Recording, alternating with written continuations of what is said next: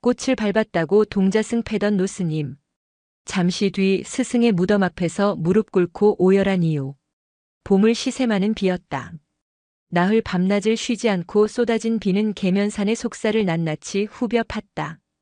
흙은 제 무게를 이기지 못해 무너져 내렸고 계곡 물소리는 짐승의 울부짖음처럼 산 전체를 뒤흔들었다. 산허리에 위태롭게 매달린 작은 절 와선사는 금방이라도 산사태에 휩쓸려갈 듯 위태로웠다. 비가 겨우 잦아든 다섯째 날의 아침. 대웅전 앞마당은 전쟁이라도 치른 듯 했다. 젖은 낙엽과 꺾인 나뭇가지 그리고 산 위에서 떠내려온 진흙이 뒤엉켜 발 디딜 틈조차 없었다. 안개가 짙어 한치 앞도 분간하기 어려웠고 축축하고 무거운 공기 속에서는 묵직한 곰팡이 냄새와 핫비린내가 진동했다. 아이 단우는 제 몸만 한 쌀이비를 들고 그 진흙탕 한가운데 서 있었다. 10살 남짓한 아이의 몸은 얇은 회색 승복 안에서 가늘게 떨리고 있었다. 비에 젖어 축 늘어진 옷자락이 발목에 감겨 걸음을 옮길 때마다 질척이는 소리가 났다. 입술은 파랗게 질려 있었지만 아이는 묵묵히 빗자루를 놀렸다. 빗자루가 진흙의 무게를 이기지 못하고 헛돌았다. 쓸어내는 것이 아니라 그저 흙탕물을 이리저리 밀어내는 것에 불과했다. 단우는 잠시 빗자루질을 멈췄다. 아이는 고개를 들어 대웅전 뒤편 절의 가장 구석진 곳에 자리한 작은 언덕을 바라보았다. 안개 때문에 윤곽조차 희미했지만 단우의 눈에는 선명하게 보였다. 그곳. 자신을 이절로 데려온 스승, 설담 스님이 잠든 곳. 설담 스님은 작년 가을 그 지독했던 가을 가뭄 끝에 입적했다. 온 산이 바싹 말라 먼지가 날리던 날 스님은 단우의 머리를 쓰다듬으며 말했었다. 단우야. 마른 땅은 씨앗을 품지 못한다. 비가 와야 해. 흠뻑 젖고 질척거리고 밟혀야 흙이 단단해지고 그래야 씨앗이 뿌리를 내리지. 모든 생명은 그렇게 젖고 밟히는 데서 시작하는 게다. 그 말이 생각나자 단우의 발걸음이 무덤 쪽으로 향했다. 다른 곳은 몰라도 스님이 계신 곳만큼은 깨끗해야 했다. 무덤은 생각보다 더 심각했다. 나흘간의 폭우로 봉분 한쪽이 살짝 쓸려나가 흉하게 속살을 드러내고 있었다. 주변은 온통 물구덩이였고 그나마 봉분을 지탱하던 잔디는 흙물에 잠겨 보이지도 않았다. 그리고 바로 그곳, 봉분 바로 아래 빗물에 파헤쳐진 흙더미 속에서 단우는 그것을 보았다. 아주 작은 손톱만 한 연보라색 들꽃이었다. 이름 모를 야생화였다. 지식여진 흙더미 속에서 그 연약한 꽃잎을 꼿꼿이 세우고 있었다. 마치 설담 스님이 괜찮다고 웃어주는 것만 같았다. 단우의 파리했던 입술에 희미한 미소가 번졌다. 아이는 빗자루를 내려놓고 꽃을 향해 다가갔다. 그때였다. 이놈. 공기를 찢는 듯한 불호령이 등 뒤에서 터져나왔다. 안개를 뚫고 날아온 소리는 그 자체로 무게를 지닌 듯 단우의 어깨를 내리눌렀다. 아이는 돌처럼 굳어버렸다. 와선사의 주실 원명 노스님이었다. 이른이 넘은 노승은 사자처럼 부릅뜬 눈으로 아이를 쏘아보고 있었다. 그의 손에 들린 거대한 죽장이 분노로 파르르 떨렸다. 네 이놈. 지금 어디서 무얼 하는 게냐? 원명 스님의 목소리는 빗소리보다 더 거칠었다. 그는 성큼성큼 진흙탕을 가로질러 왔다. 노승의 발걸음에 흙탕물이 사방으로 튀었다. 스님 저는 단우가 겁에 질려 말을 더듬었다. 내 놈의 눈에는 저것이 배지 않느냐? 어찌 감히 스님의 면전에서 생명을. 원명 스님의 시선은 단우가 아니라 단우의 발치, 그 작은 들꽃에 꽂혀 있었다. 정확히는 그 꽃을 향해 내디디려던 단우의 발에 꽂혀 있었다. 단우는 그저 꽃을 자세히 보려던 것뿐이었지만 원명 스님의 눈에는 아이가 그 연약한 생명을 짓밟으려던 찰나로 보였던 것이다. 사찰의 승려라는 놈이, 살생을 금하는 불제자라는 놈이 어찌 저 여린 생명을 그리 함부로 대하려 하느냐. 하물며 그곳이 어디라고. 설담의 무덤 앞에서. 쿵. 원명 스님이 들고 있던 죽장으로 바닥을 내리쳤다. 진흙 바닥이 움푹 패이며 둔탁한 소리가 울렸다. 설담이 그리 가르치더냐? 내 놈에게 생명을 경시하라고 가르치더냔 말이다. 설담이라는 이름이 나오자 노승의 목소리가 격하게 뒤틀렸다. 그것은 단순한 분노가 아니었다. 억눌러왔던 슬픔, 제자를 먼저 보낸 스승의 원통함, 그리고 그 모든 것을 감당해야 하는 자의 지독한 피로감이 뒤엉킨 절규였다. 설담 스님은 원명 스님이 가장 아끼던 상좌였다. 와선사의 기둥이었고 원명 스님의 모든 것이었다. 그런 제자가 마른 가뭄에 병을 얻어 속절없이 떠나버렸을 때 원명 스님의 시간도 함께 멈춰버렸다. 그리고 그 슬픔은 설담이 유일하게 남긴 짐인 이 어린 동자승, 단우를 향한 비뚤어진 집착과 분노로 변해버렸다. 죄송합니다. 스님, 저는 꽃을 밟으려던 게 아니라. 단우가 울먹이며 변명하려 했지만 원명 스님은 들으려 하지 않았다. 변명 따위. 내 놈의 그 경거망동한 마음이 불씨가 되어 이 산 전체를 태울 수도 있음을 정녕 모른단 말이냐. 당장 물러나지 못할까? 단우는 입술을 깨물었다. 눈물이 빗물처럼 뺨을 타고 흘러 턱 끝에 매달렸다. 아이는 아무 말도 하지 못했다. 그저 고개를 숙이고 차디찬 진흙탕 위에 무릎을 꿇었다. 죄송합니다. 잘못했습니다. 큰 스님. 아이의 작은 어깨가 빗물과 눈물로 흠뻑 젖어 하염없이 떨리고 있었다. 마당을 쓸기 위해 나왔던 다른 스님들과 폭우 피해를 살피러 절에 들렀던 마을 사람들이 멀찍이 서서 이 광경을 숨죽여 지켜보고 있었다. 그들의 눈에는 노스님의 지극한 가르침과 버릇없는 동자승의 꾸짖음만이 보일 뿐이었다. 원명 스님은 무너진 봉분과 그 위에 꿇어앉은 아이, 그리고 그 아이의 발치에서 위태롭게 떨고 있는 작은 들꽃을 차갑게 내려다보았다.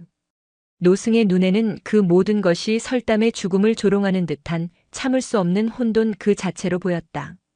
오늘 해가 질 때까지 그 자리에서 한 발짝도 움직일 생각 말거라. 내 놈의 그 들끓는 망상이 이 차가운 흙 속에서 식을 때까지 굶은 채로 참회하거라. 차가운 선고가 떨어졌다. 원명 스님은 매정하게 돌아섰다. 그의 육중한 그림자가 안개 속으로 사라질 때까지 단우는 고개조차 들지 못했다. 사방이 다시 고요해졌다. 들리는 것이라곤 처마 끝에서 떨어지는 낙숫물 소리와 멀리서 들려오는 계곡 물소리뿐. 그리고 진흙 위에 꿇어앉은 아이의 작고 시린 흐느낌 소리뿐이었다. 연보라색 들꽃이 아이의 눈물방울을 머금고 위태롭게 흔들렸다. 시간은 진흙처럼 더디게 흘러갔다. 해가 중천에 떴다가 서쪽으로 기울기 시작했지만 짙은 구름에 가려 빛 한 줄기 들어오지 않았다. 공기는 여전히 차가웠고 젖은 옷은 단우의 체온을 사정없이 빼앗아갔다. 무릎을 꿇은 다리는 이미 감각이 없어진 지 오래였다. 처음에는 시큰거리던 통증이 이내 바늘로 찌르는 듯한 날카로운 고통으로 변했다가 지금은 그저 묵직한 돌덩이처럼 느껴질 뿐이었다. 배고픔이나 추위보다 더 견디기 힘든 것은 뼛속까지 스며드는 듯한 한기였다. 단우는 고개를 들지 않았다. 아이는 그저 자신의 발치, 아까 원명 스님의 분노를 샀던 그 작은 들꽃만 바라보고 있었다. 밟으려던 게 아니었어요. 마음속으로 수백 번도 더 되뇌었던 말. 그저 빗물에 쓸려나간 봉분의 흙을 다져주고 싶었을 뿐이다. 그리고 저 꽃이 혹시라도 뿌리가 드러나 위태로운 것은 아닌지 살펴보고 싶었을 뿐이다. 모든 생명은 밟혀야 뿌리를 내린다. 설담 스님의 목소리가 귓가에 울리는 듯 했다. 단우가 처음 이 절에 왔을 때 설담 스님은 아이를 데리고 산나무를 캐러 다녔다. 단우야, 저기 저 냉이꽃 보이지? 사람 발길이 잦은 길가에만 피어나는 꽃이란다. 왜 그런지 아느냐? 사람들이 예뻐서 밟고 가서 그런가요? 그럴 수도 있지. 하지만 진짜 이유는 밟혀야 씨앗이 흙 속으로 깊이 박히기 때문이야. 다른 풀들은 발길에 채여 죽지만 저놈들은 그 밟히는 힘으로 더 깊이, 더 단단하게 뿌리를 내리는 게지. 설담 스님은 늘 그런 식이었다. 절의 엄격한 규율이나 어려운 경전 대신 흙과 바람과 풀벌레들의 이야기를 들려주었다. 원명 큰 스님께서는 저런 걸 모르실 거야. 단우는 그렇게 생각했다. 원명 스님에게 생명은 그저 보호해야 할 연약한 것이지만 설담 스님에게 생명은 시련을 겪어내야 할 강인한 것이었다. 해가 거의 기울어 어둠이 산비탈을 타고 내려오기 시작할 무렵 공양간에서 저녁죽을 끓이는 냄새가 바람을 타고 날아왔다. 텅 빈 속이 쓰라렸다. 그때 누군가의 기척이 느껴졌다. 단우는 흠칫 놀라 고개를 들었다. 원명 스님이 아니었다. 공양주 보살이나 다른 스님도 아니었다. 그곳에는 원명 스님의 시자인 정오 스님이 서 있었다. 정오 스님은 단우보다 대여섯 살 많은 청년 승려였지만 늘 원명 스님의 그림자처럼 붙어다니며 노승의 수종 역할을 했다. 일어나거라. 큰 스님께서 그만하면 되었다 하신다. 목소리에는 어떠한 감정도 실려 있지 않았다. 단우는 겨우 몸을 일으키려 했지만 굳어버린 다리가 말을 듣지 않았다. 휘청하고 몸이 앞으로 고꾸라질 뻔한 것을 정오 스님이 팔을 잡아 겨우 부축했다. 즉, 이리 미련하게 있기는. 정오 스님은 혀를 차며 단우의 엄팔을 거칠게 잡아 끌었다. 스님 저기 단우가 무덤 쪽을 돌아보며 중얼거렸다. 봉분이 비에 쓸려 나가서 흙을 좀 다져야 하는데. 시끄럽다. 내가 걱정할 일이 아니다. 정오 스님이 차갑게 말을 잘랐다. 내 놈은 그저 큰 스님 심기나 건드리지 않으면 되는 게야. 알겠느냐? 설담 스님께서 내 놈을 거두신 게 이 절의 복인지 화인지 모르겠구나. 그 말은 비수처럼 날아와 단우의 가슴에 박혔다. 짐. 자신은 이 절에 그리고 원명 스님에게도 그저 짐일 뿐이었다. 설담 스님이 남기고 간 처치 곤란한 짐. 단우는 다시 입을 다물었다. 정오 스님은 단우를 부엌 뒤편의 작은 골방으로 밀어넣었다. 여기서 식은 죽이라도 먹고 내 처소로 돌아가거라. 그리고 내일부턴 큰 스님 눈에 띄지 않도록 조심해. 방 안에는 김도 다 식어버린 멀건 죽 한 그릇이 놓여 있었다. 단우는 그 앞에 망연히 앉아 있었다. 밖에서는 저녁 예불을 드리는 스님들의 독경 소리가 낮게 울려 퍼지고 있었다. 한편 원명 스님은 자신의 처소인 주실 방에 홀로 앉아 있었다. 방 안은 싸늘하게 식어 있었다. 그의 앞에는 붓과 벼루가 놓여 있었지만 화선지는 깨끗했다. 낮의 일이 자꾸만 머릿속을 맴돌았다. 설담의 무덤, 무릎 꿇은 아이, 그리고 그 작은 들꽃. 내가 너무 과했던가.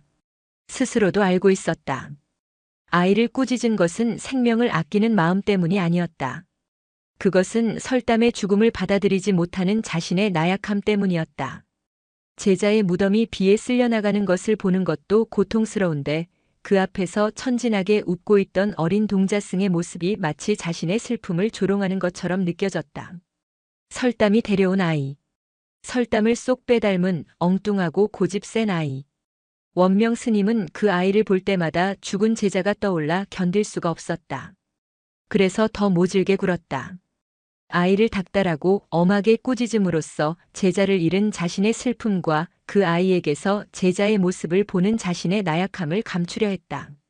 설담아 이 못난 스승을 어찌할꼬. 노승은 텅 빈 방을 보며 낮게 탄식했다. 그는 설담의 마지막 모습을 떠올렸다. 가뭄으로 온 산이 타들어가던 날 설담은 며칠째 물 한 모금 마시지 못하고 끙끙 앓고 있었다. 절의 유일한 우물마저 바닥을 드러낸 뒤였다. 스님 물을 단우에게 그것이 설담의 마지막 말이었다. 자신의 목숨이 경각에 달린 순간에도 그는 오직 단우만을 걱정했다. 원명 스님은 눈을 감았다. 어쩌면 자신이 질투하고 있는 것인지도 모른다. 자신이 평생을 바쳐 가르치고 아꼈던 제자의 마지막 마음을 저 어린아이가 통째로 가져가 버렸다는 사실을. 그날 밤 와선사의 모든 스님들이 잠든 깊은 밤.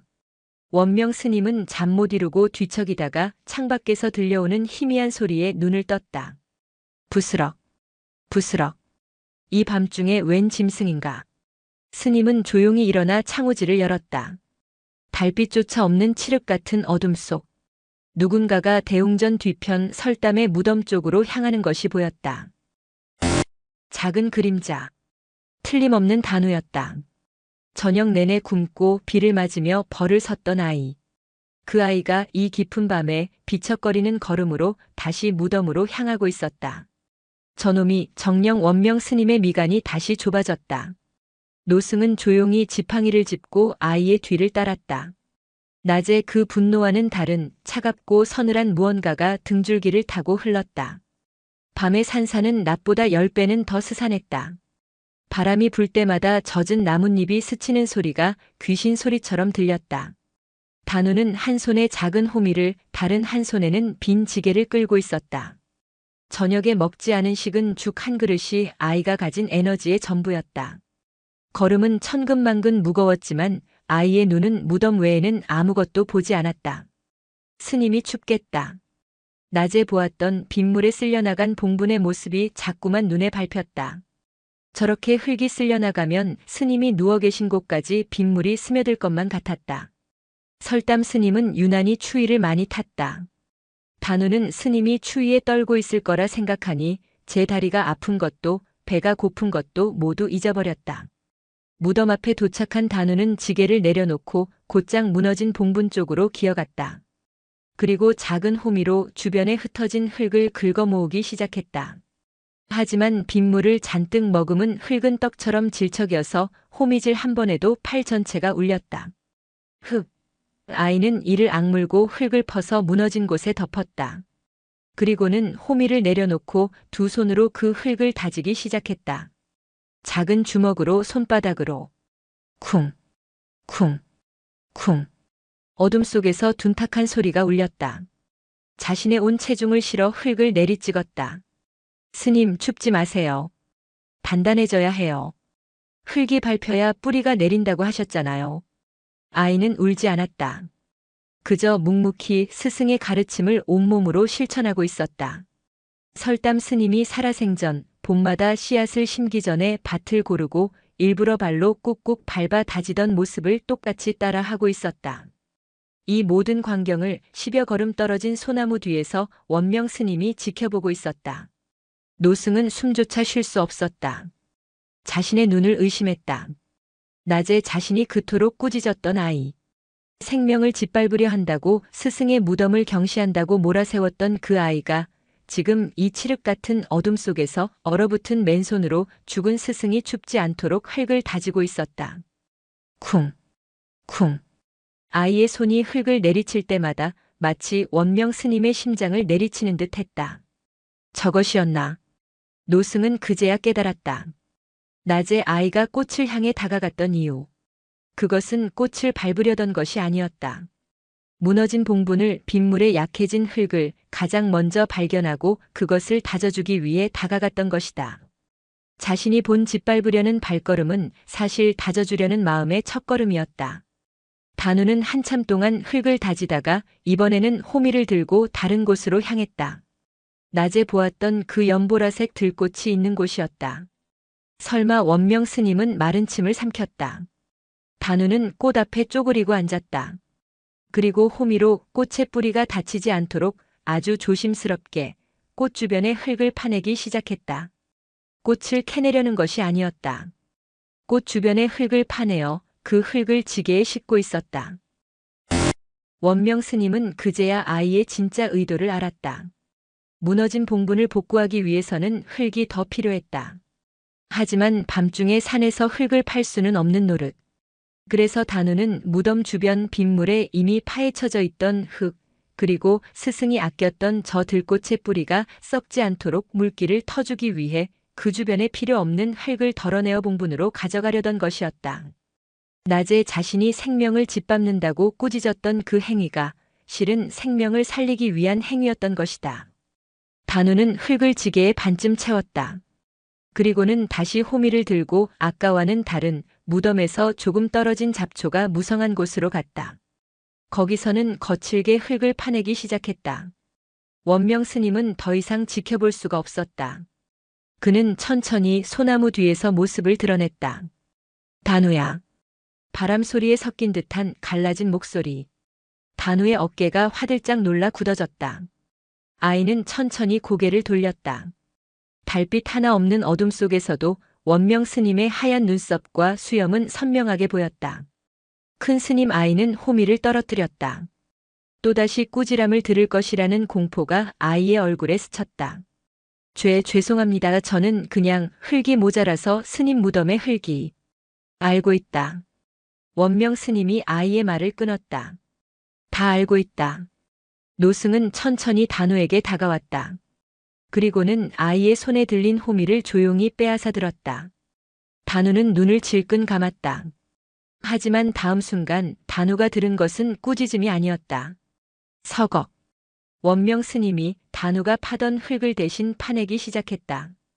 주실 스님의 위엄도 노승의 체면도 없었다. 그저 묵묵히 굽은 허리로 차가운 흙을 퍼내어 지게에 담았다. 큰 스님? 단우는 믿을 수 없다는 듯 스님을 불렀다. 원명 스님은 아무 말도 하지 않았다. 그저 흙을 팠다. 설담이 살아생전 가장 존경했던 스승이, 설담이 죽은 후 가장 그리워했던 그 스승이 지금 자신의 제자가 남긴 아이와 함께 제자의 무덤을 덮을 흙을 파고 있었다. 날이 춥구나. 한참 만에 스님이 입을 열었다. 이 흙만 덮고 들어가자. 스님께서도 이제 그만 쉬고 싶으실 게다. 그것은 꾸짖음도 용서도 아니었다. 그것은 살아남은 자들이 죽은 자에게 보내는 가장 무겁고도 따뜻한 흙 한 줌이었다. 단우는 그 자리에 우뚝 서서 흙을 파는 노승의 뒷모습을 바라보았다. 아이의 눈에서 얼어붙었던 눈물이 다시 흘러내렸다. 이번에는 무서워서도 서러워서도 아니었다. 차가운 밤 공기 속에서 두 사람의 거친 숨소리와 호미가 흙을 긁는 소리만이 죽은 설담 스님의 무덤가를 조용히 감싸고 있었다. 그날 밤 두 사람은 한참이나 더 흙을 날랐다. 원명 스님은 굽은 허리를 펴지도 않고 지게를 젓고 단우는 작은 손으로 흙을 다졌다. 대화는 없었다. 그저 흙이 지게에 실리는 소리, 흙을 다지는 소리, 그리고 두 사람의 거친 숨소리만이 설담의 무덤가를 채웠다. 봉부는 빗물에 쓸려가기 전보다 오히려 더 단단하고 둥글게 솟아올랐다. 새벽녘이 되어서야 일은 끝났다. 원명 스님은 땀과 흙으로 범벅이 된 단우를 물끄러미 내려다보았다. 노승의 얼굴은 어둠과 피로에 잠겨 표정을 읽을 수 없었다. 들어가 쉬거라. 그것이 유일한 말이었다. 스님은 지게를 챙겨 지팡이처럼 짚으며 먼저 어둠 속으로 걸어 들어갔다. 단우는 그 뒷모습이 완전히 사라질 때까지 그 자리에 서 있었다. 스님의 걸음걸이가 어쩐지 평소보다 더 무거워 보였다. 단우는 골방으로 돌아와 쓰러지듯 잠이 들었다. 꿈도 꾸지 못할 만큼 깊은 잠이었다.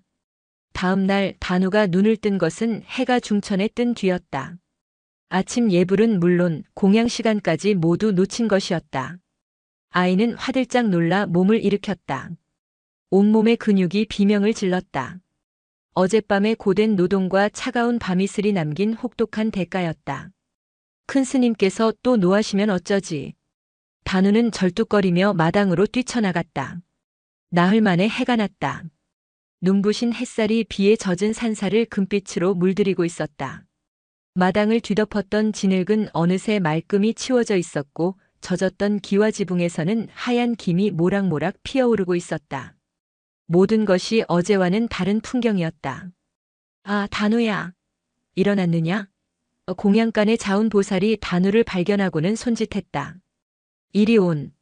어젯밤에 큰 스님께서 내 공양은 따로 챙겨두라 하셨다. 단우는 제 귀를 의심했다. 예? 큰 스님께서 저를요? 그럼 어서 이리 와. 밥이 다 식겠다. 자운보살은 따뜻한 쌀밥과 맑은 무국이 담긴 소반을 내밀었다. 어제 정호 스님이 줬던 식은 죽과는 비교도 되지 않는 김이 모락모락 나는 따뜻한 밥이었다. 단우는 얼떨떨한 표정으로 밥을 받아들었다. 그때 대웅전 쪽에서 스님들의 목소리가 들려왔다. 단우가 고개를 돌리자 원명 스님이 다른 스님 두어 명과 정호 스님을 데리고 마당을 가로지르는 것이 보였다. 피해가 생각보다 크다. 오늘 중으로 물기를 잡지 못하면 뒤편 축대가 무너질 수도 있어. 원명 스님의 목소리에는 어젯밤의 갈라짐 대신 본래의 낮고 엄한 위엄이 서려 있었다.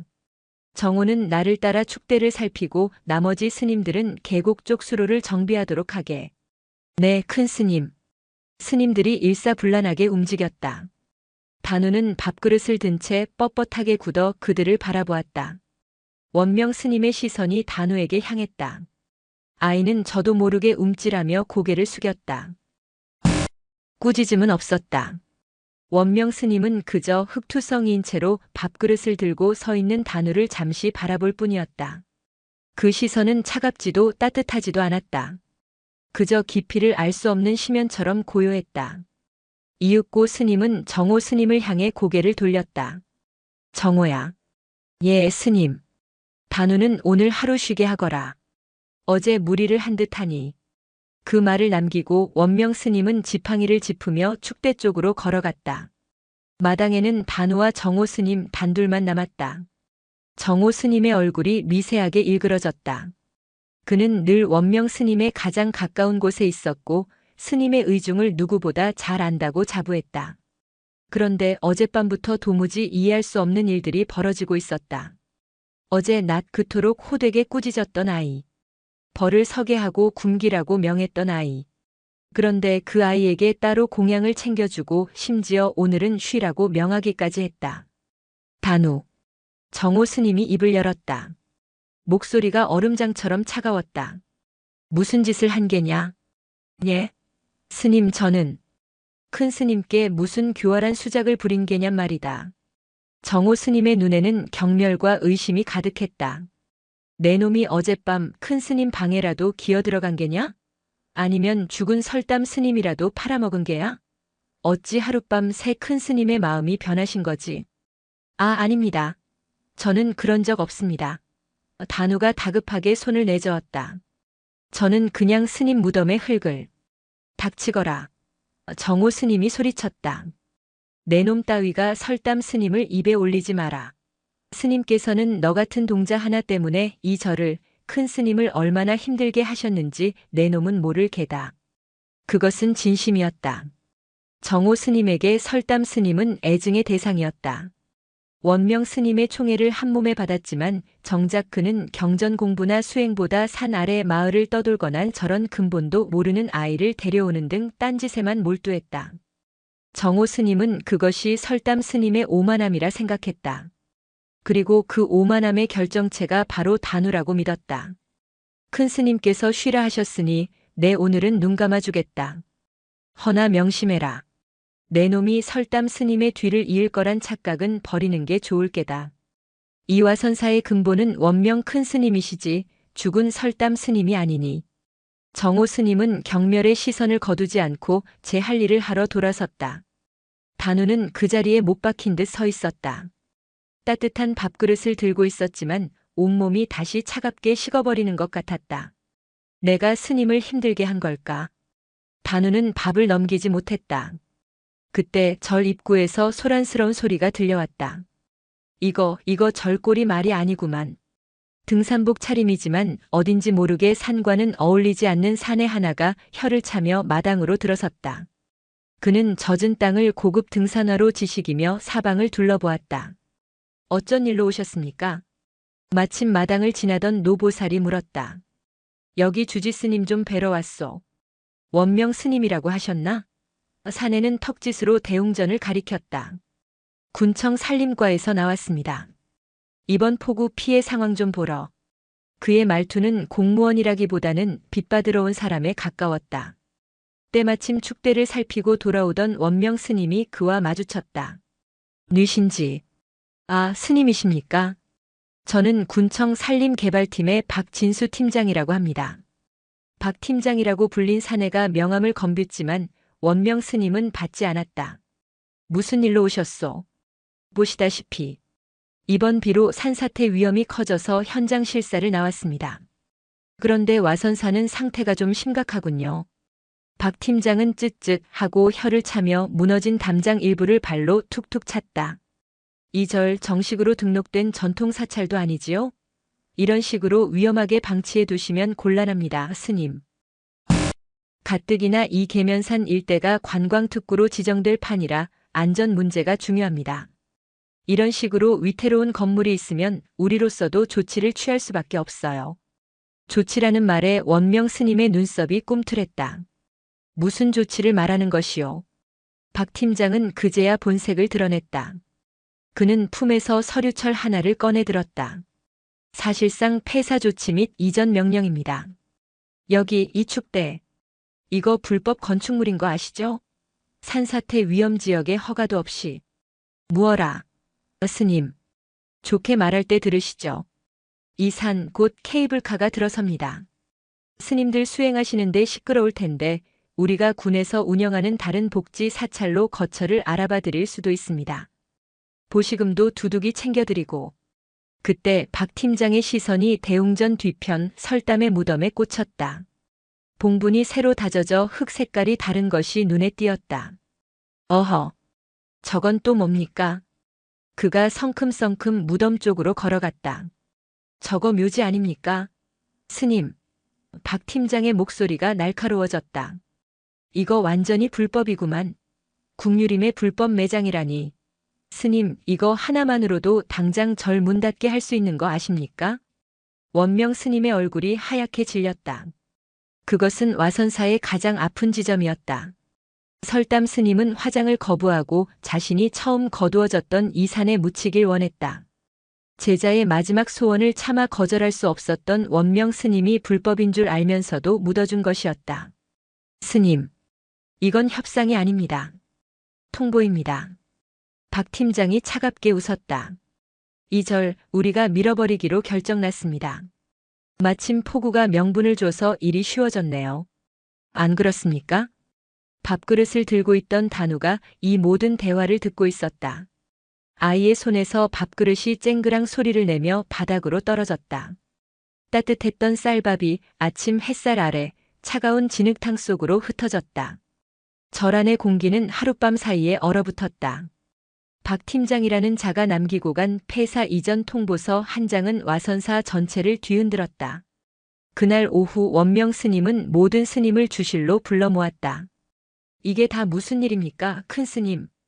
가장 나이가 많은 원로격인 무경 스님이 불안에 떨며 소리쳤다. 케이블카라니요. 이 산중에 케이블카라니 당치도 않습니다. 게다가 설담 스님 묘소까지 불법 매장이라니 어찌 그런 일을 덮어두고. 조용히 하게. 원명 스님의 목소리는 낮았지만 그 안에 담긴 무게감은 방 안의 공기를 짓눌렀다. 설담의 일은 나의 불찰이다. 불찰이라니요, 스님. 이제 와서 그런 말씀이 무슨 소용입니까?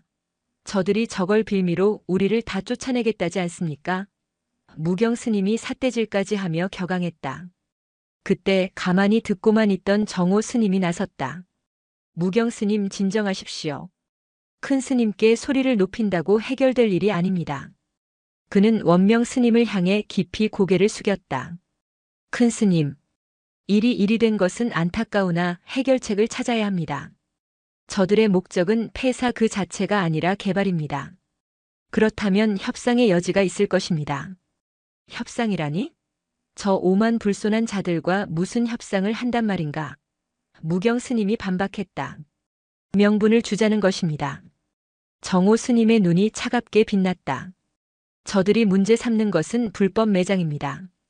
그렇다면 우리가 먼저 그 문제를 해결하면 됩니다. 설담 스님을 법도에 따라 다비를 치르고 정식으로 수습하면 저들도 더는 트집 잡을 명분이 사라지지 않겠습니까? 지금 뭐라고 했나? 원명 스님의 몸이 흔들렸다. 다비, 화장. 설담이 그토록 거부했던 것. 정호 스님은 물러서지 않았다. 큰 스님, 저 또한 설담 스님을 형님처럼 따랐습니다. 하지만 죽은 자의 뜻을 지키려다 산 자 모두가 터전을 잃을 수는 없는 노릇입니다. 와선사는 스님 한 분의 것이 아닙니다. 이 절을 지키기 위해서라면 어쩔 수 없는 결단입니다. 제가 군청에 내려가 박 팀장이란 자를 만나 단판을 짓겠습니다. 정호 스님의 말은 지극히 이성적이고 합리적이었다. 방 안에 있던 다른 스님들도 술렁이며 고개를 끄덕이기 시작했다. 정호 스님 말이 맞습니다. 이대로 쫓겨날 순 없지 않습니까? 죽은 설담 스님도 절이 사라지는 것을 원하지는 않으실 게야. 원명 스님은 눈을 감았다. 제자의 마지막 유언을 제 손으로 거두어야 하는 기막힌 상황. 설담을 화장하라는 것은 원명 스님에게는 제자를 2번 죽이라는 말과 같았다. 노승은 아무 대답도 하지 못했다. 그저 깊은 침묵 속으로 가라앉을 뿐이었다. 그 시간 단우는 대웅전 뒤편 자신의 작은 골방에 웅크리고 있었다. 어른들의 대화는 듣지 못했지만 마당에서 박 팀장이 외쳤던 말은 똑똑히 들었다. 불법 매장. 저를 밀어버리겠다. 설담 스님. 모든 것이 자기 때문인 것만 같았다. 만약 어젯밤 자신이 무덤을 다시 다지지 않았더라면 흙 색깔이 달라져 저들의 눈에 띄지 않았을지도 모른다. 만약 설담 스님이 자신을 데려오지 않았더라면 스님은 병에 걸리지도 돌아가시지도 않았을지 모른다. 정호 스님이 했던 말, 내 놈이 스님을 힘들게 했다는 말이 심장을 찔렀다.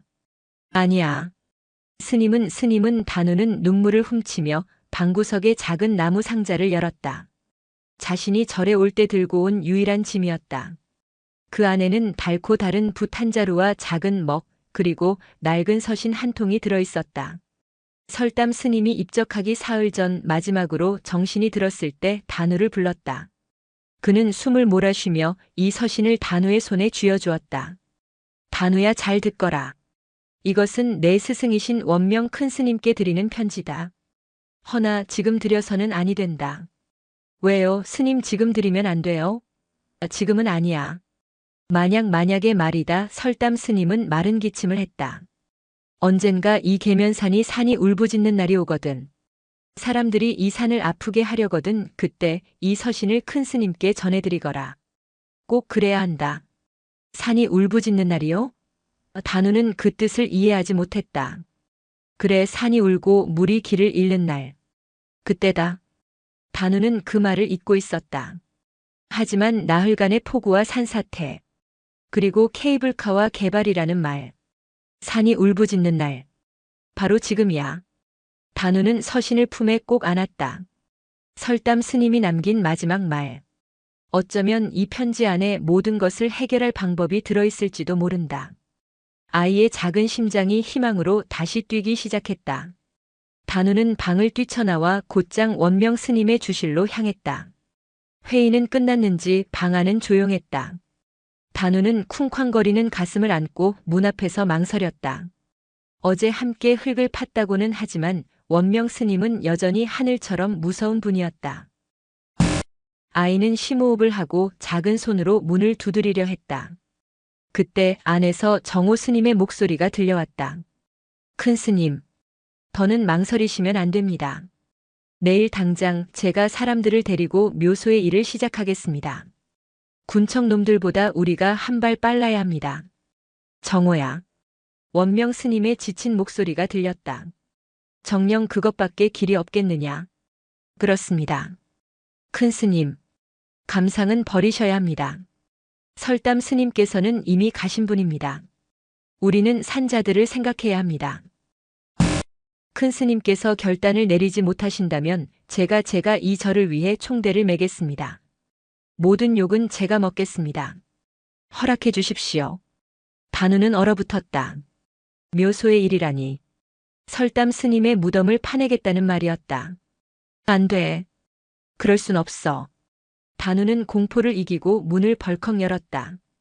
큰 스님. 방 안에 있던 원명 스님과 정호 스님이 동시에 고개를 돌렸다.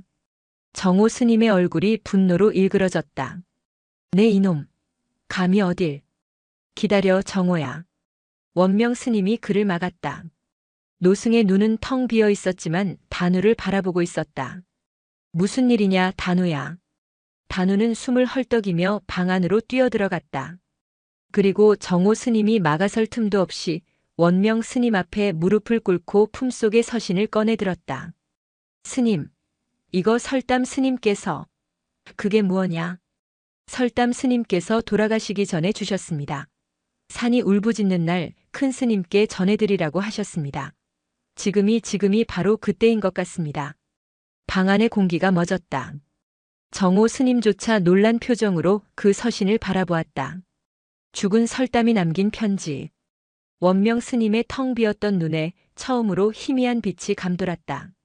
노승의 마르고 떨리는 손이 아이가 내민 낡은 서신을 향해 천천히 뻗어졌다.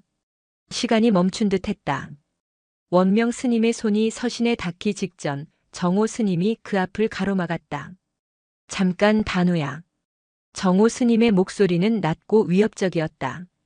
그것을 어디서 난 것이냐? 내가 어찌 설담 스님의 유품을 함부로. 내가 받았습니다. 단우는 공포에 질렸지만 물러서지 않았다. 스님께서 직접 저에게 주셨습니다. 스님이 위독하실 때 내 놈이 몰래 훔친 것이 아니냐? 정호 스님이 단우의 팔을 거칠게 잡아챘다. 이런 중대한 시기에 어디서 근본도 없는 종이 조각을 들고 와 큰 스님을 현혹하려 드느냐? 아닙니다. 훔친 게 아닙니다. 단우가 발버둥 쳤지만 어른의 힘을 당해낼 수는 없었다. 서신이 아이의 손에서 빠져나가려던 찰나. 그만두거라 정호야. 원명 스님의 목소리였다. 힘없는 목소리였지만 그 안에는 거역할 수 없는 무게가 실려 있었다. 정호 스님의 동작이 우뚝 멈췄다. 그는 불만과 의심이 가득한 눈으로 원명 스님을 바라보았다. 큰 스님, 저 아이의 말을 어찌 다 믿으십니까? 설담 스님께서 큰 스님께 드릴 서신이 있었다면 어찌 저런 어린아이에게 맡기셨겠습니까? 분명 내가 그 아이에게 맡기라 일렀다. 원명 스님이 조용히 말했다. 정호 스님의 얼굴이 굳었다. 원명 스님은 정호 스님을 지나쳐 단우 앞에 섰다. 이리 다오. 단우는 떨리는 손으로 서신을 건넸다. 원명 스님은 서신을 받아들었다. 봉투는 이미 누렇게 바래고 빗물에라도 젖었는지 군데군데 얼룩이 져 있었다. 하지만 그 위에는 자신의 제자 설담의 필적이 분명하게 남아 있었다. 은사 원명 스님께. 불초 제자 설담 올림. 노승의 손이 파르르 떨렸다. 그는 제자의 글씨를 한참이나 쓰다듬었다. 마치 살아있는 제자의 얼굴을 만지는 듯 했다. 큰 스님. 정호 스님이 초조하게 불렀다. 지금은 감상에 젖어 있을 때가 아니었다.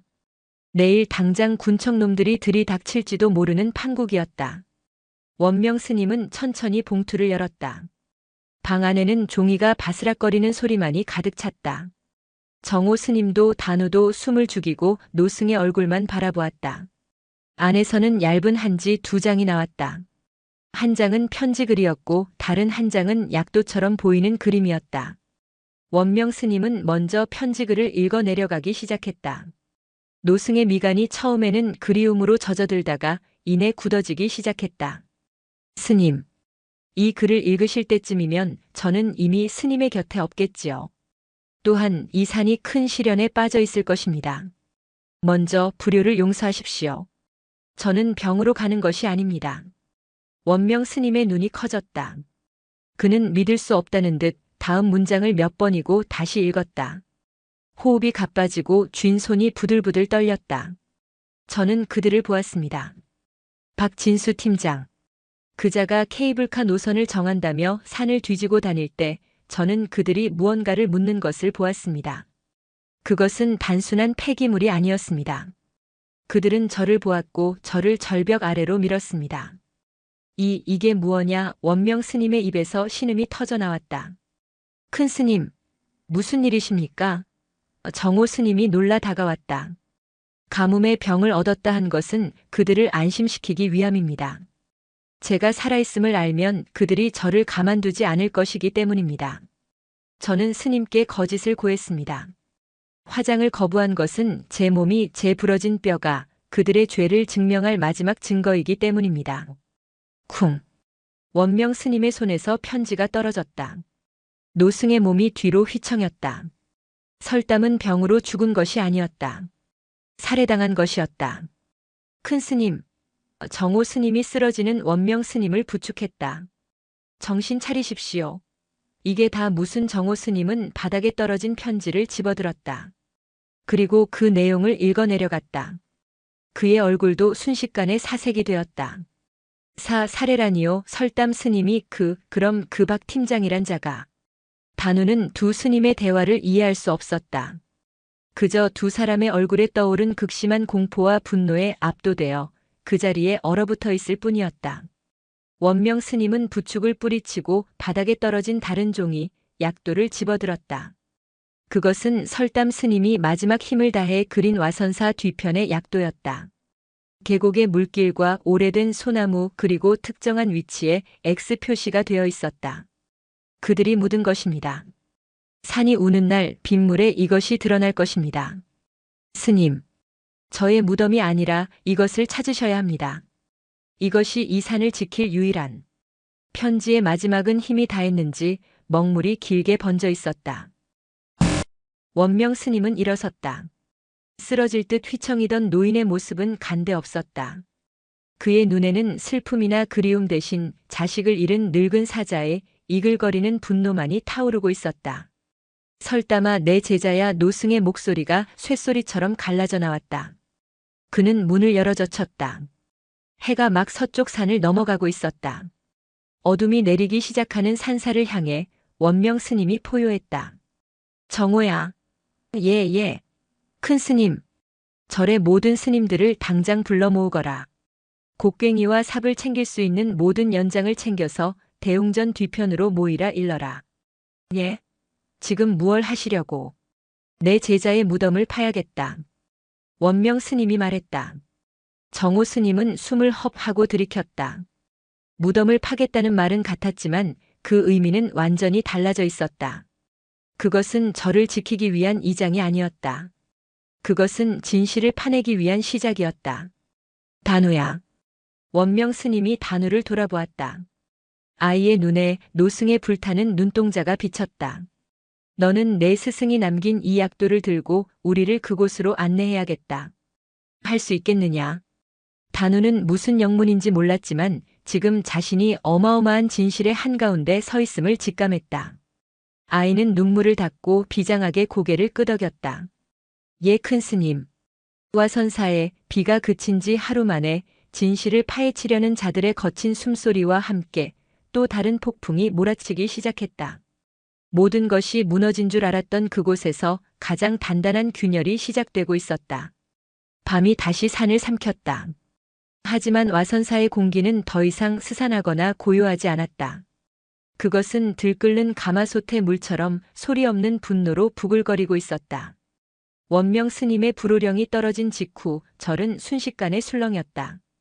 주실 방에서 나온 스님들의 얼굴에는 당혹감과 공포 그리고 알 수 없는 비장함이 서려 있었다. 지금 큰 스님께서 무엇라 하셨는가? 묘를 판다니? 설담 스님의 묘를? 아닐세. 그게 아니라 연장을 챙기라 하셨네. 대웅전 뒤편으로. 아무도 영문을 몰랐다. 하지만 그들의 노스승이 평생에 단 한 번도 보인 적 없는 얼음장 밑을 흐르는 경류와도 같은 분노를 감지했다. 그것은 그저 꾸짖음의 분노가 아니었다. 무언가 근본적인 것이 뒤흔들렸다는 존재의 뿌리가 뽑히는 듯한 고통에서 터져나오는 진노였다. 가장 먼저 움직인 것은 정호 스님이었다. 그는 설담의 서신을 읽은 충격에서 채 벗어나지 못한 듯 얼굴이 백지장처럼 하얗게 질려 있었다. 그는 비틀거리는 걸음으로 창고로 향했다. 살해당했다. 설담 스님이 그의 머릿속은 온통 그 한마디뿐이었다. 자신이 그토록 경멸했던 속세의 미련을 버리지 못하고 규율을 어지럽힌다고 생각했던 설담. 자신이 합리적이라며 군청놈들과의 협상을 주장하고 심지어 그들의 비위를 맞추기 위해 설담의 무덤을 파내자고 했던 스스로의 모습이 떠올랐다. 그것은 협상이 아니었다. 살인자에 대한 굴복이었다. 자신은 살인자의 편에 서서 피해자의 무덤을 훼손하려 했던 것이다. 정호 스님은 창고 벽에 주먹을 내리쳤다. 뼈가 으스러지는 듯한 고통이 밀려왔지만 심장이 찢어지는 고통에 비하면 아무것도 아니었다. 그는 눈물을 닦을 생각도 하지 못한 채 창고 안에서 쇠스랑과 곡괭이, 삽들을 닥치는 대로 꺼내기 시작했다. 그의 손은 더 이상 떨리지 않았다. 지독한 죄책감은 모든 것을 바로잡고야 말겠다는 강철 같은 의지로 변해 있었다. 정호 스님, 이게 다 무슨 일입니까? 다른 스님들이 우왕좌왕하며 모여들었다. 정호 스님은 그들에게 일일이 설명할 시간이 없었다. 큰 스님의 명이시다. 지금부터 와선사의 모든 대중은 연장을 들고 대웅전 뒤편으로 향한다. 우리의 스승이신 설담 스님을 위해 그리고 이 산을 위해 우리가 해야 할 일이 있다. 그의 목소리에 담긴 결연함에 다른 스님들도 더 이상 묻지 않고 묵묵히 연장을 나눠들었다. 그 시각 단우는 원명 스님과 함께 대웅전 뒤편 설담의 무덤 앞에 서 있었다. 아이의 손에는 설담이 남긴 약도가 들려 있었다. 원명 스님은 어둠 속에서 어젯밤 자신과 단우가 함께 다졌던 그 봉분을 가만히 내려다보고 있었다. 설담아. 노승의 목소리가 바람에 흩어졌다. 이 어리석은 스승이 내가 춥지 말라고 덮어준 이 흙이 사실은 내가 외치는 소리를 막고 있었구나. 내가 그토록 춥다 한 것은 흙 속이 차가워서가 아니라 이 진실이 묻히는 것이 서러워서였구나. 노승은 무덤을 향해 깊이 합장했다. 그리고 일어섰다. 단우야. 예, 큰 스님. 약도를 보거라. 우리가 가야 할 곳이 어디더냐? 단우는 약도를 펼쳤다. 횃불의 희미한 빛에 의지해 설담 스님의 마지막 필적을 더듬었다. 약도는 복잡하지 않았다. 무덤가에서 시작하여 계곡 쪽으로 이어진 작은 오솔길, 그리고 폭우로 지금은 물길이 바뀌었을지도 모르는 오래된 마른 계곡의 흔적. 그곳에 큰 바위와 꺾어진 소나무가 그려져 있었다. 그리고 그 소나무 아래 X 표시가 선명했다. 이쪽입니다, 큰 스님. 계곡 쪽입니다. 때마침 연장을 든 스님들이 횃불을 들고 모여들었다. 대여섯 명의 스님들은 모두 침묵하고 있었지만 그들의 눈빛은 하나같이 타오르고 있었다.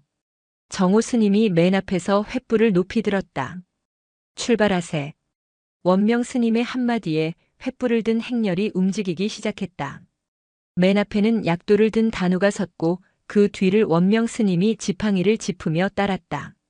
정호 스님과 스님들이 그 뒤를 따랐다. 밤의 산길은 험했다. 나흘간의 폭우로 길은 끊어지고 진흙으로 변해 있었다. 발이 푹푹 빠지고 젖은 나뭇가지가 사정없이 뺨을 후려쳤다. 하지만 누구 하나 멈추거나 불평하지 않았다. 그것은 수행의 길이 아니었다. 그것은 죽은 자의 마지막 절규를 향해 가는 산자들의 참의 행렬이었다. 얼마나 걸었을까? 단우가 걸음을 멈췄다. 여기 같습니다. 약도에 그려진 대로였다.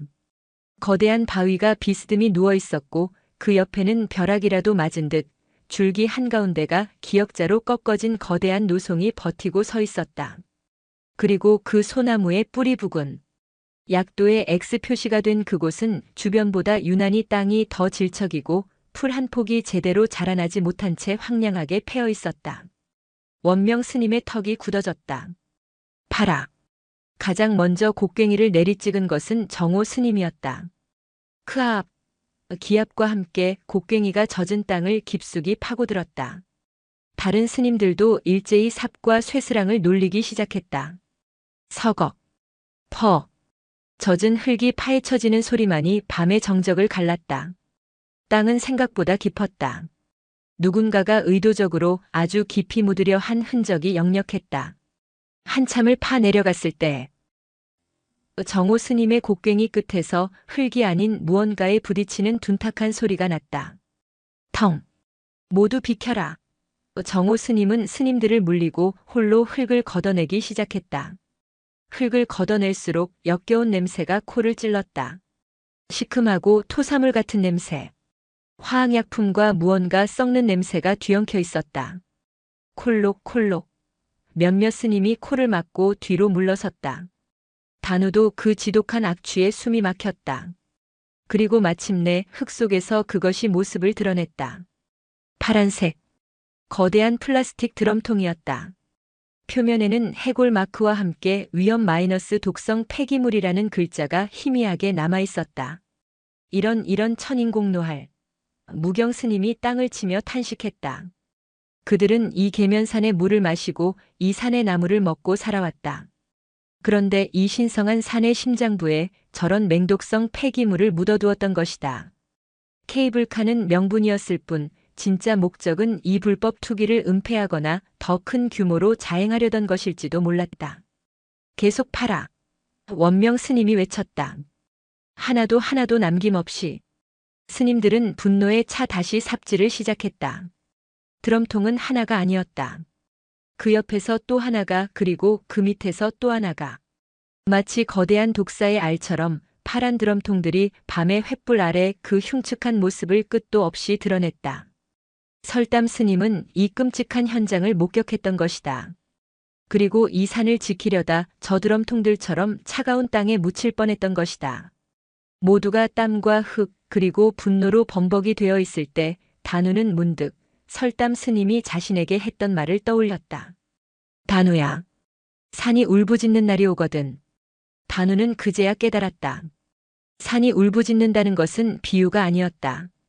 그것은 바로 저 독극물에 씬 흙이 빗물에 씻겨 내려가며 이 산의 모든 생명이 나무와 짐승과 물이 비명을 지르며 죽어가는 날을 의미하는 것이었다. 그리고 설담 스님은 그 첫 번째 희생자였다. 새벽이 올 때까지 스님들의 삽질은 멈추지 않았다.